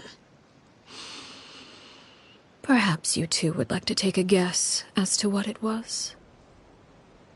Crucibina, you mean? But... Correct. This is the place where Perouer killed her best friend. A mere year later, this is also the place where she fought tooth and nail to kill the mother they shared. The moment she acted, any conception of what was right or wrong ceased to matter. It's one of the principles of the house. Only those who survive get to write the rules. Perouer won the battle, and became a harbinger herself. After which Her Majesty, the Tsaritsa, bestowed upon her a new name. Arlecchino. So the Perry Clairvy was talking about... It was you all along. You're Perouer. Arlecchino is just a name you got later. I left that name behind long ago. I must say, hearing it now does bring back memories. After I defeated Crucibina, the moniker of Mother died with her. I chose to forego the title she called herself, and even chose to give up my own name. I rebuilt the House of the Hearth under a new identity. Not only as Arlecchino, but as father. And that is where the story ends. Any more questions? Yeah. Based on what you just told us, Clairvy wasn't a little kid when she was killed. So the Clairvy we met Was she really a spirit at all? I suppose you could call her an illusion born of flame. Her existence is like ashes to a fire. Something left over in the wake of blaze and ruin. You see, a certain power runs through my veins. It's not unlike a curse. My flames leave behind shadows of anything they consume. Of course, the chances of those shadows morphing into a sentient entity are exceedingly slim. Clairvy is a very special case. Clairvy died when she was 16 years old, but what emerged from the flames was her 6-year-old self. Her appearance wasn't the only thing affected. Most of her memories were lost to the blaze as well. Memory is a mysterious thing indeed. Losing a portion of your memories will alter your sense of self. Lose 10 years' worth, however, and it would be like living in the past. Like returning to a version of yourself that never grew up. No wonder Paimon got such a weird feeling when we were talking to her. Perhaps I should put it this way. Clairvy is someone trapped in time. It may seem like she exists with us in the present, but she truly lives in the confines of her own past. So if all of that is true, then you must have known about Clairvy for a long time. Indeed. She's a rather volatile and unstable entity. Sometimes she would look after the children. She's even saved some of their lives. But other times, she would hide from me and become obsessed with revealing the truth about the house to anyone who will listen. Shadows don't have the capacity to learn or grow. Any new information they encounter is quickly forgotten over time. Your attempts to expose Clairvy to sunlight. They failed, yes. The reason is actually quite simple. In Clairvy's mind, the house is impossible to escape, and it is this very perception that traps her there. But no matter. All I have to do is kill her again, and all will be resolved. I don't anticipate so much as a single speck of ash will be left behind this time. Wait! Paimon can understand why you might want her gone, but isn't there another way? So what if she's trapped in her 6-year-old self? She's still your friend! At least talk to her first! It's too late for that. She broke the rules, and now she must be punished. That goes for Filial and Nantoy as well. She's had quite the effect on them. I hope you understand the difference between Crucibina and myself lies in our formulation of the rules, not our policy for enforcing them. Upholding the rules without question is a trait we both share, because that is how a household should be run. Is this really what you want to do? Whatever could you mean? Don't you want to say a proper goodbye at least?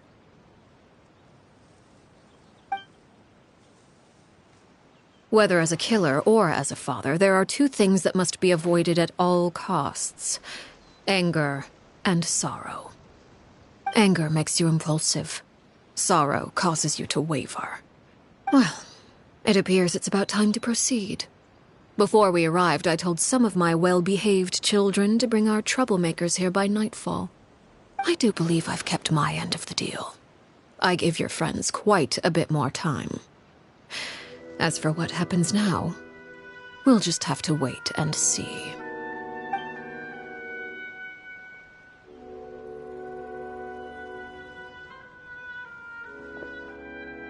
Here they are, Father.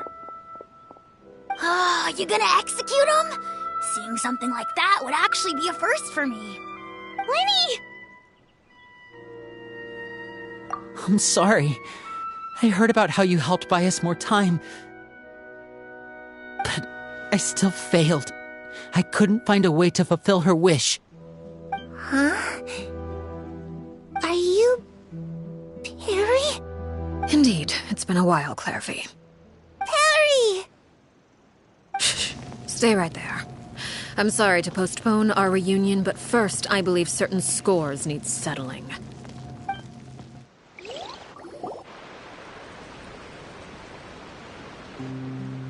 Father, let me explain.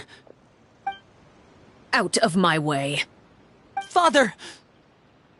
You chose to conceal a threat to the house, and for that, you must be punished. Overall, however, I suppose your wrongdoing is hardly the most egregious of the bunch, so I'll deal with your punishments later. As for right now, the more pressing concerns are the traitors among us. By traitors? Do you mean us?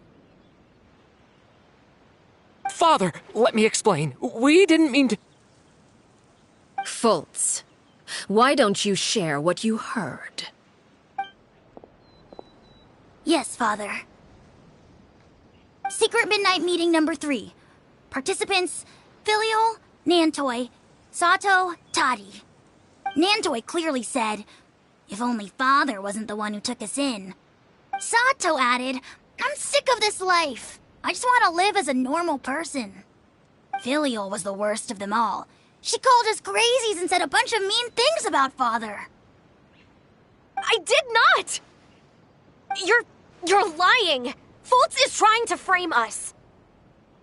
It's not like I'm the only one who heard those things. After that, you and Toddy and a bunch of other people started talking about Clairvy. You were using all those things Clairvy brought up as an excuse to question Father. We're birds locked in a cage. The only way out is to destroy it. That's what you said, wasn't it? You little... You just want me gone, don't you? What did I ever do to you, huh? And you, Sheplo, have you forgotten who stood by your sickbed, watched over you, and changed your dressings? Come on, let's hear it then. What's your reason for all this?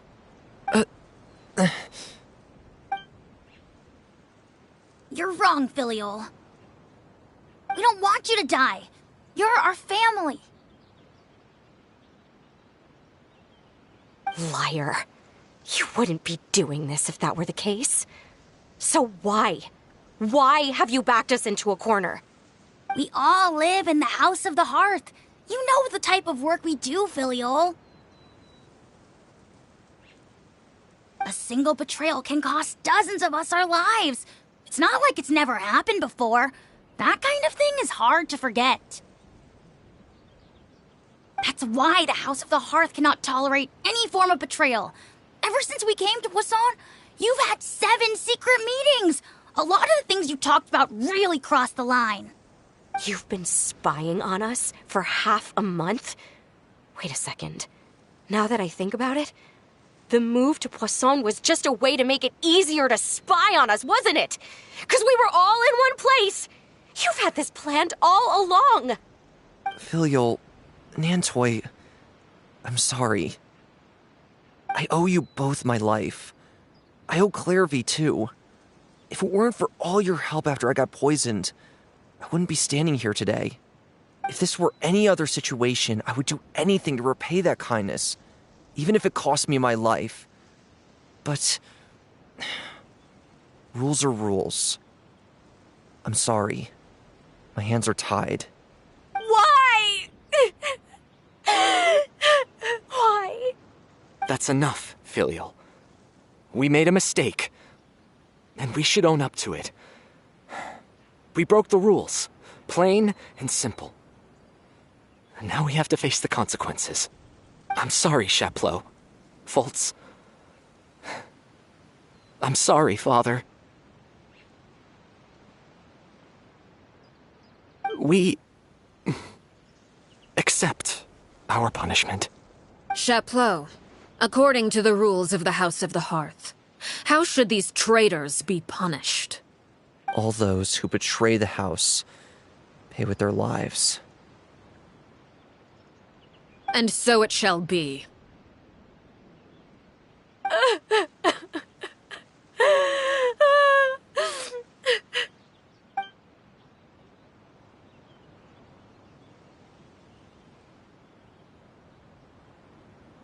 Father, please wait! Something you want to say, Linny? Please reconsider, Father. What Filial and the others did, does it really count as betrayal? We all come from broken families. From the very first day we joined the House of the Hearth, we wanted nothing more than to make it a real home. But the truth is, none of us know what a real home should look like. I'm not saying I have all the answers. All I know is this. Killing Filial and the others may uphold the rules, but doing so will only bring us further away from being a real family than we've ever been. So please, Father, please reconsider. I agree with Linny. Father, please. Linny, you...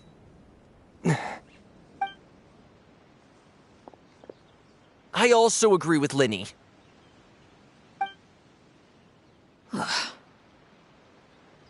An order once given cannot be rescinded. However, given the extent of your determination, I suppose we shall have to go about this a different way.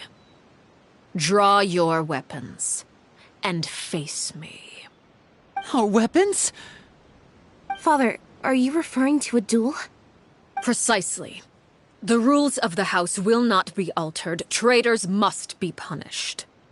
However, resolving disputes with a duel is also one of our rules, one that also applies to me. Demonstrate a sufficient showing of strength, and I shall offer a concession. Wait. Beat Father in a duel? Impossible. Father is way too strong, even for Lenny.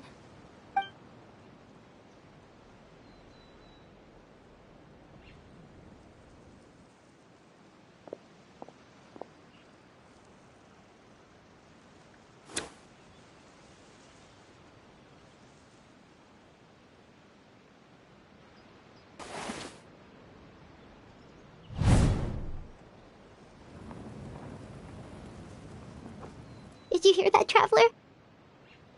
Lenny and the others have to duel the knave. What should we do? Can they really win something like that? If they lose, those people from the house are really gonna be executed. Hey, are you listening?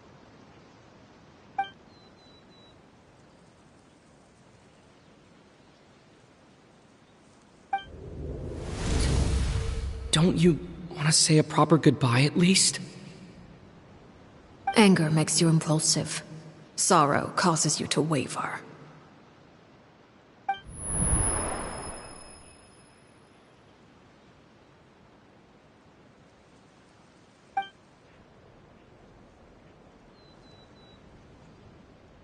Oh, looking at that expression on her face, she seems really serious about this.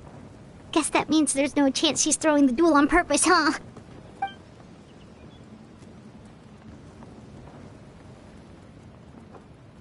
When guests are around, families are often on their best behavior. And any disputes are less likely to escalate. When the time comes, make the choice that you deem most appropriate in the situation, and lend your help to the House of the Hearth. What's wrong, Traveler? Hey, where are you going? Traveler?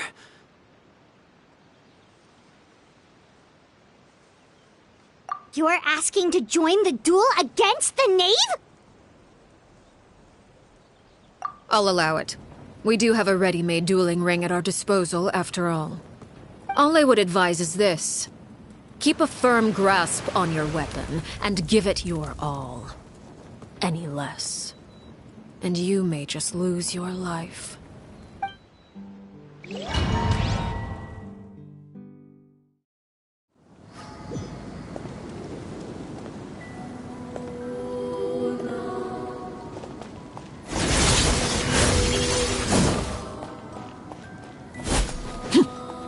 Closer now. Why the hesitation? Order! Watch out for Father's movements!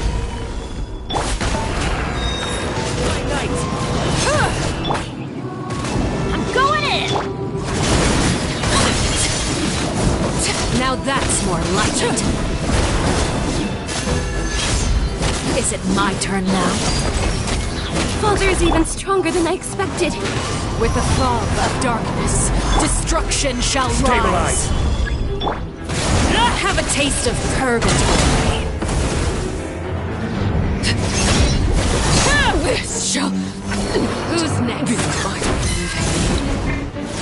Look out! How amusing.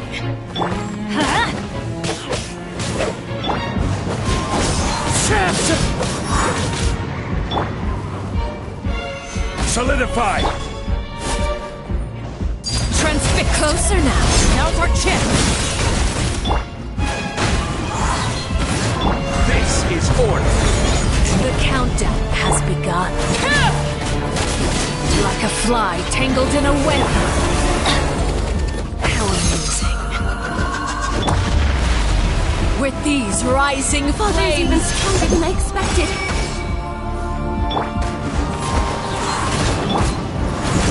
Overruled. Not bad.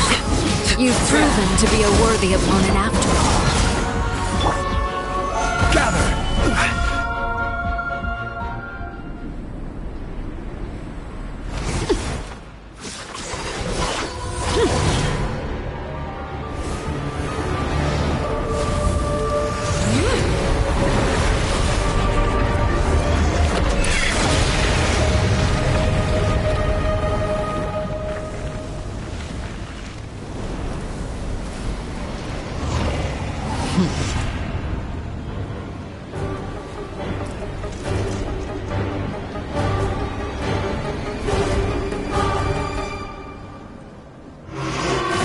Kindness has been seared away.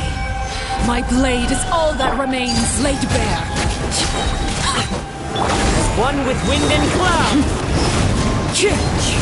Teamwork is dreamwork!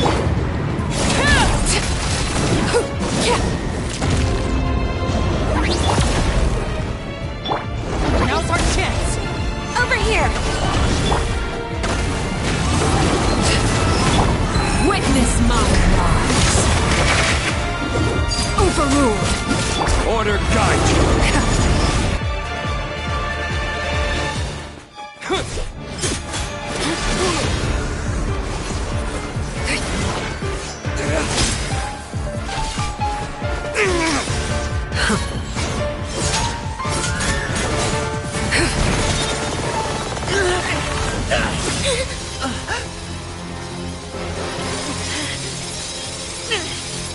You should know better than to crowd in one place.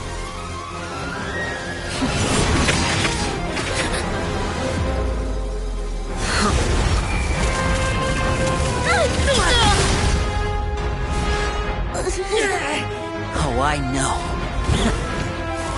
No! I'm sorry, Father!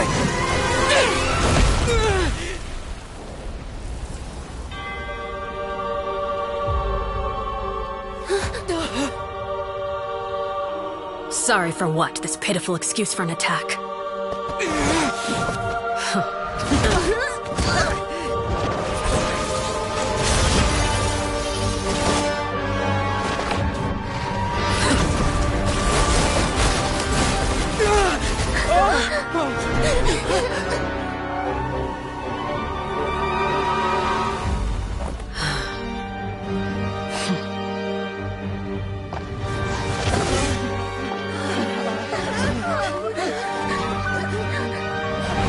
Father, no!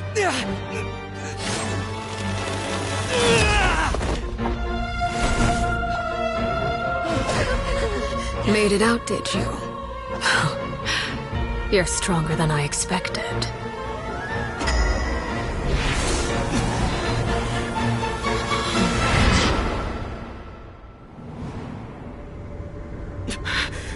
A crimson moon? I can't move.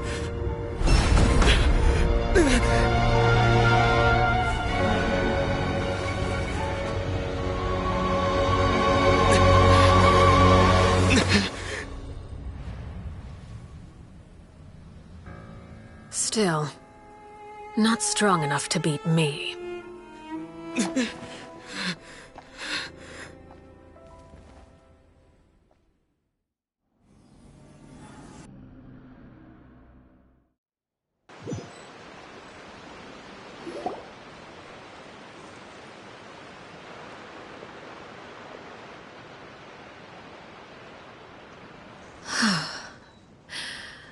I believe we can end things here.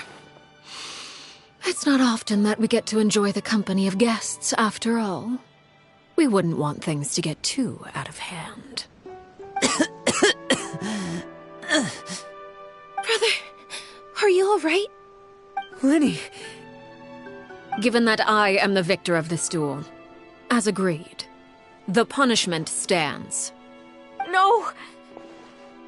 I never thought things would end like this. However, everyone involved in the duel demonstrated a remarkable level of strength and determination.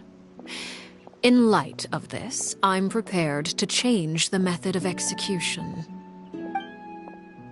Elwar, the bottled flames I gave you for safekeeping. Do you still have them? Yes?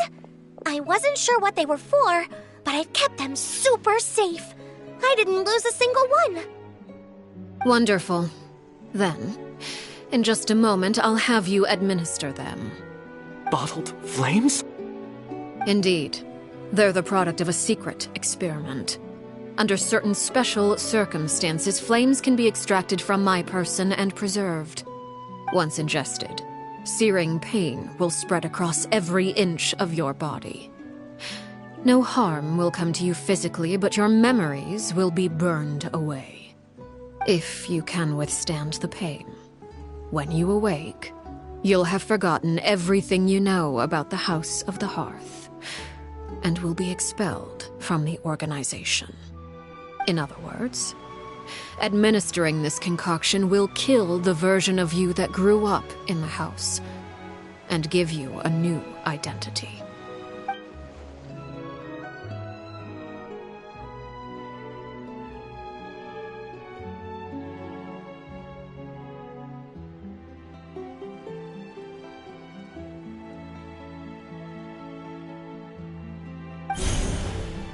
Memory is a mysterious thing indeed.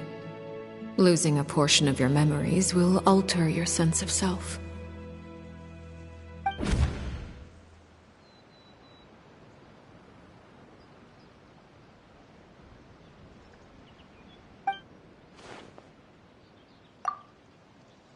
So, you're just letting us go, Father? You misunderstand. Memories are extremely important. Once consumed by flame, the version of you standing before me will die, and our secrets will die with you. So no, I don't intend to just let you go, because the person who survives will be nothing but a stranger.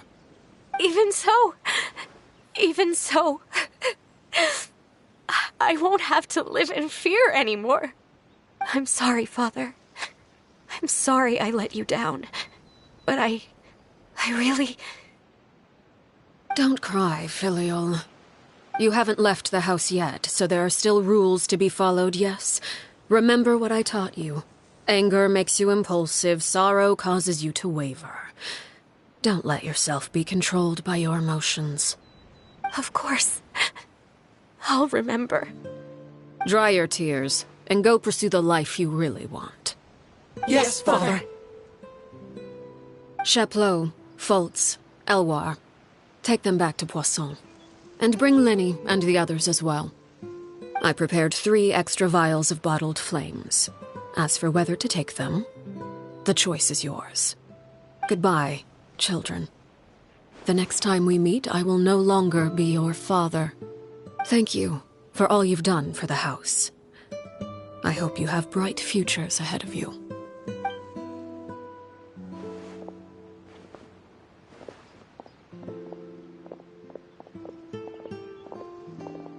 Father.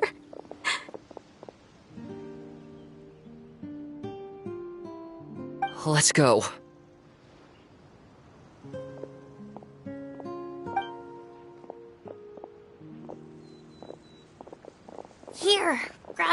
Lenny. I'll help you walk back. Thank you.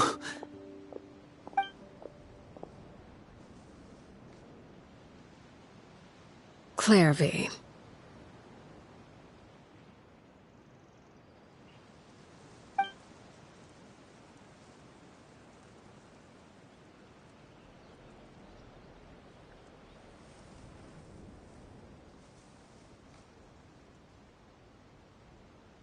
Can we talk now? I've been waiting for a super long time. You really are Perry, aren't you? I haven't seen you in so long. How come you're all grown up? Wait, did I somehow travel to the future on accident? Or am I dreaming? What a long dream. Neither. You died, Claire V. That's what happened. You could have at least sugarcoated it a little. Look, she's done speechless. Oh. Okay then. Huh? That's it? You accepted it just like that? Yep. If that's what Perry says happened, then I believe her.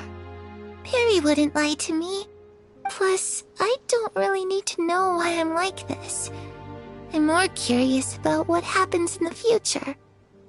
If you're a harbinger now, Perry, that means Mother is gone, isn't she? Can you tell me about it? I want to know what happened to her. And to me. You never stopped trying to defy fate. At first, no one believed you. You could only vent your frustrations to the moon. In fact, you often sought comfort in the night sky. You wanted to see the aurora, so one night we promised each other we would go to Snezhnaya to see it together. Later on, you tried to run away, but you were brought back each time. Mother spared your life, but it wasn't out of kindness. Instead, she decided to make an example of you by slowly torturing you over time. That way, the other children would know what happens to traitors. Still, you never gave up. Mother hoped that through ruthless duel after ruthless duel, she would be able to crown an ultimate victor among the children she raised. But you called on everyone to unite, to fight to a draw in order to reduce casualties. Your efforts may have only delayed the inevitable, but still. You gave them hope. You tried everything you could think of, but every attempt ended in failure. Still, you never turned your sword on Crucibina, and you never turned it on me.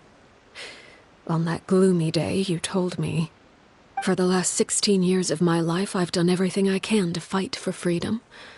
But now, I realize that the only freedom I truly possess is the freedom to choose to die." I never imagined I would say something like that.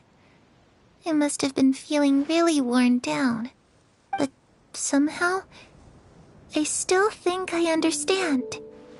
According to Mother's plan, only one of us was going to make it until the end. And I always hoped that person would be you. If I could do it all over again, I still don't think I would make a different choice. Even when I first met you, I knew you'd be able to do what I couldn't. Is that so? Even now, I'm not sure I truly understand what kind of freedom you were trying to pursue. But as the head of the House of the Hearth, and as the children's father, I've tried to give them the most basic of freedoms. The freedom to choose their own fate. It's something I discussed with the Iudex of Fontaine. The children who want to leave the house will have their memories wiped clean of all secrets pertaining to the organization. In return, they will be allowed to live a normal life in Fontaine without being prosecuted for their past. Of course, I won't simply hand freedom to them on a silver platter. They have to fight for it and prove themselves worthy of it. Only freedom that is earned has true value. That's more than enough. That's exactly the kind of life I was fighting for. You know, Perry, I think you're a pretty amazing king, and a really great father, too. I'm really happy that you're the one who took over the house. I guess I do have one regret, though. I still haven't seen the outside world. Well, it just so happens that our dear guests over here have been to many nations and traveled to countless places. Perhaps they would be willing to tell you what the outside world is like. Really? Of course! We've traveled all over the place. We've got so many stories, we could probably talk your ears off for 3 days straight!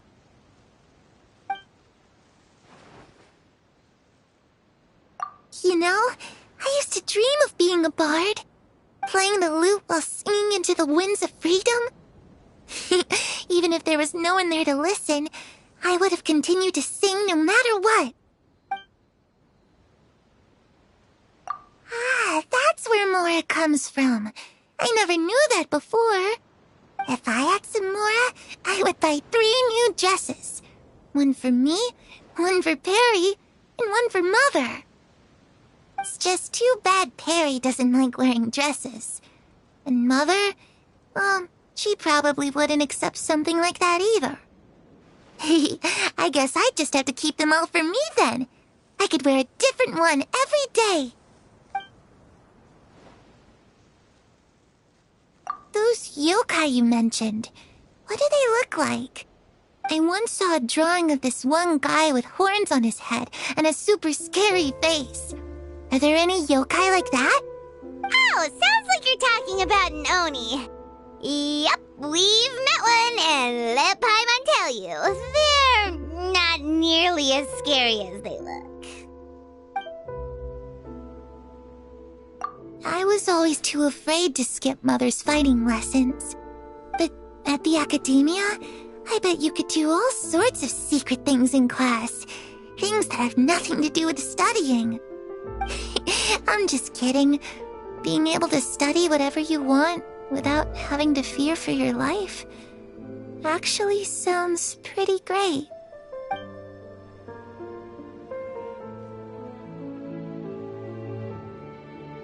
The situation was super dangerous. Lenny and Lynette were accused of committing a crime, and they were going to have to stand trial at the Opera Epicles. Oh no, that must have been hard for all of you. What happened next? Don't worry, we were able to turn the situation around super quickly, all thanks to Detective Paimon, of course. How'd you do that? Come on, tell me. Okay, so it was like this.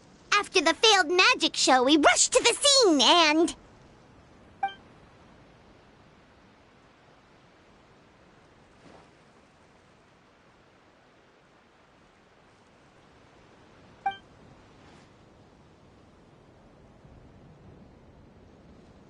Shadows don't have the capacity to learn or grow.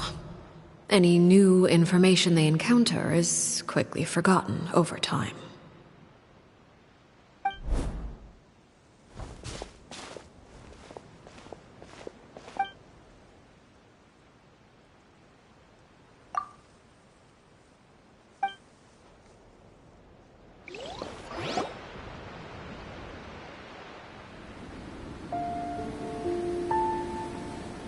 Clairvy, you've worked tirelessly from the shadows to overthrow the House of the Hearth. Now, by my authority as the Knave, I shall announce how this matter ends. You are hereby expelled from the House of the Hearth. You are no longer tied to this place, nor are you bound by its rules. You're saying that I can finally leave? I get to experience the outside world as well? Oh, I almost forgot. There's no getting older for me. Still, seeing who you grew up to be makes me really happy, Parallel. Take care of yourself. Goodbye. May we meet again someday.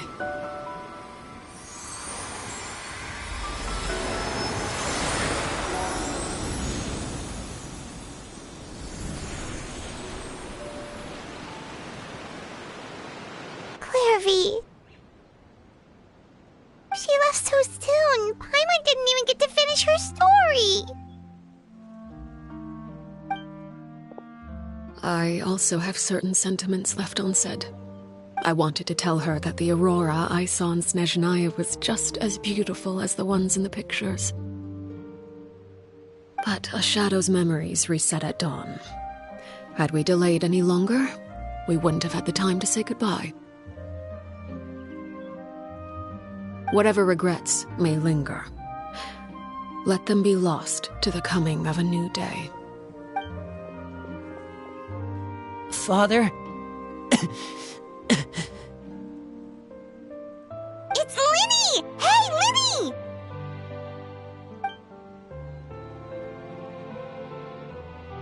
What is he doing back here? Let's go check it out.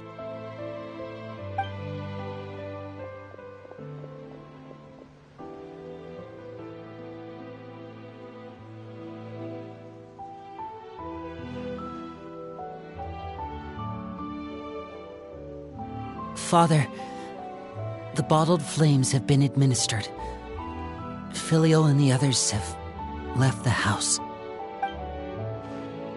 And you? What have you decided? Thank you for giving us that choice, Father.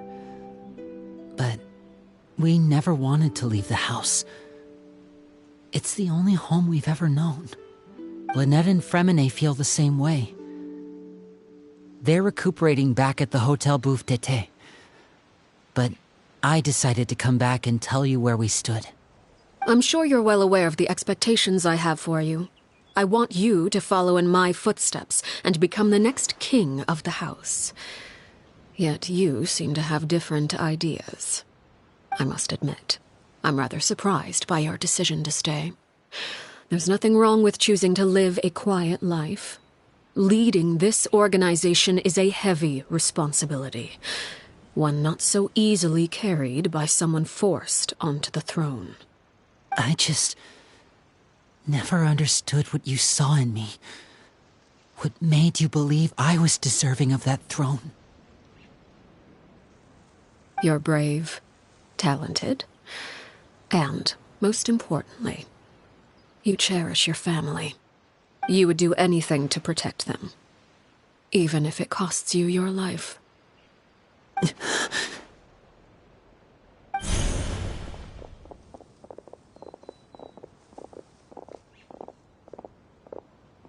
Speaking up back there was so brave of you, Linny. It's all thanks to you that we were able to convince Father to back down. You're a hero, Linny. Hero? Father is the real hero. Had Father gone all out during the duel, there's no way I would have walked away with my life. She must have had it all planned from the beginning, from the very moment she suggested a duel. I'm not deserving of that title. I'm not strong enough or smart enough. You're wrong. In my opinion, all you need to be deserving of the throne is conviction and the necessary strength to act on it. We may have different ideas of what it means to be a family, but you can hardly be said to lack conviction. What you truly lack is strength. For someone of your talent, though, that's something that will come with time. Even without that strength, you still chose to face me in a duel, even though the odds were stacked against you. That capacity to honor your convictions is what I truly see in you. Father. No one knows what the future holds, what tragedy or triumph may be in store. Being at the head of this organization requires the strength of will to face whatever comes. Caution will only hold you back. If reaching a certain standard were required to go after what you want, I would never have succeeded in killing my predecessor. Back then, there was still a considerable gap between our abilities. Strength may decide the ultimate victor, but those who let a lack of strength dictate their decisions or undermine their convictions will never be worthy of the throne.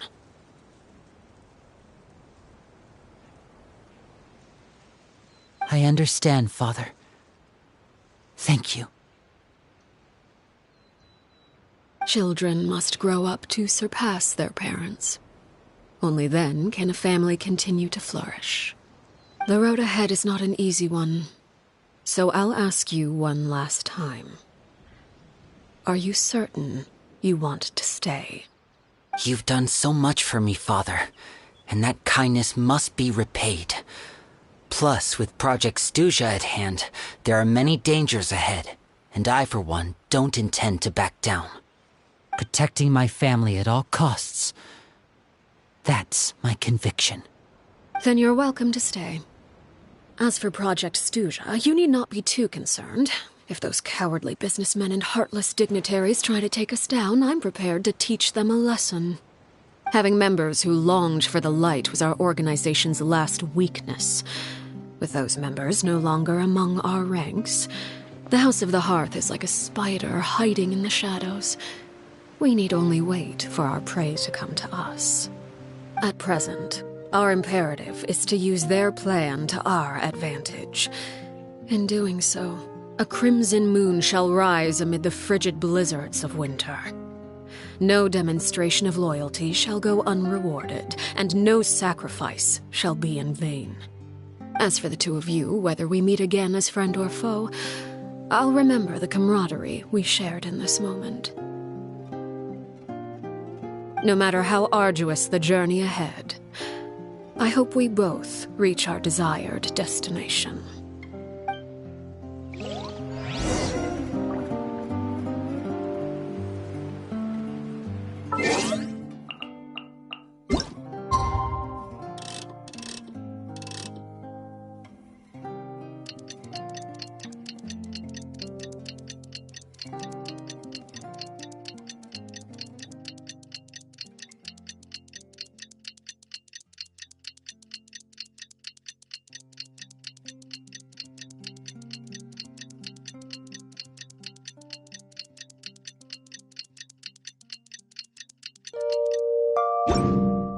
Osmanthus. Didn't Linny say that Lynette and Fremine were recovering at the Hotel Bouffe d'été? Oh, Paimon wonders how they're doing. Maybe we should go check on them.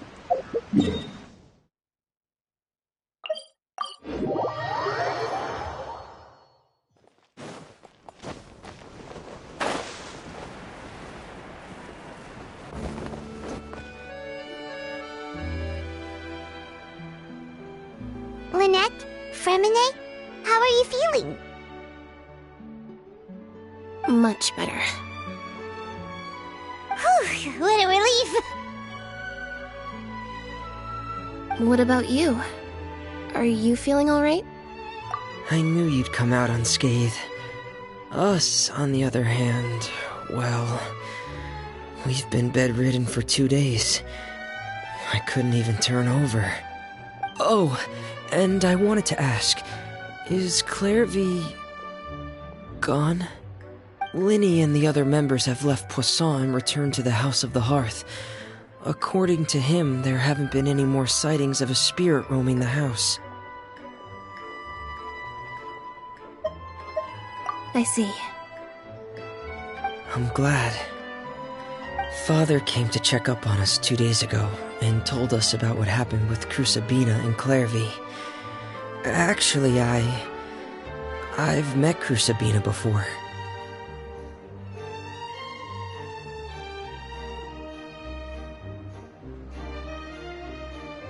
Wait, what? You've met the former knave? Crusabina died a year after Clairvy. It was during the year between their deaths that I joined the House of the Hearth.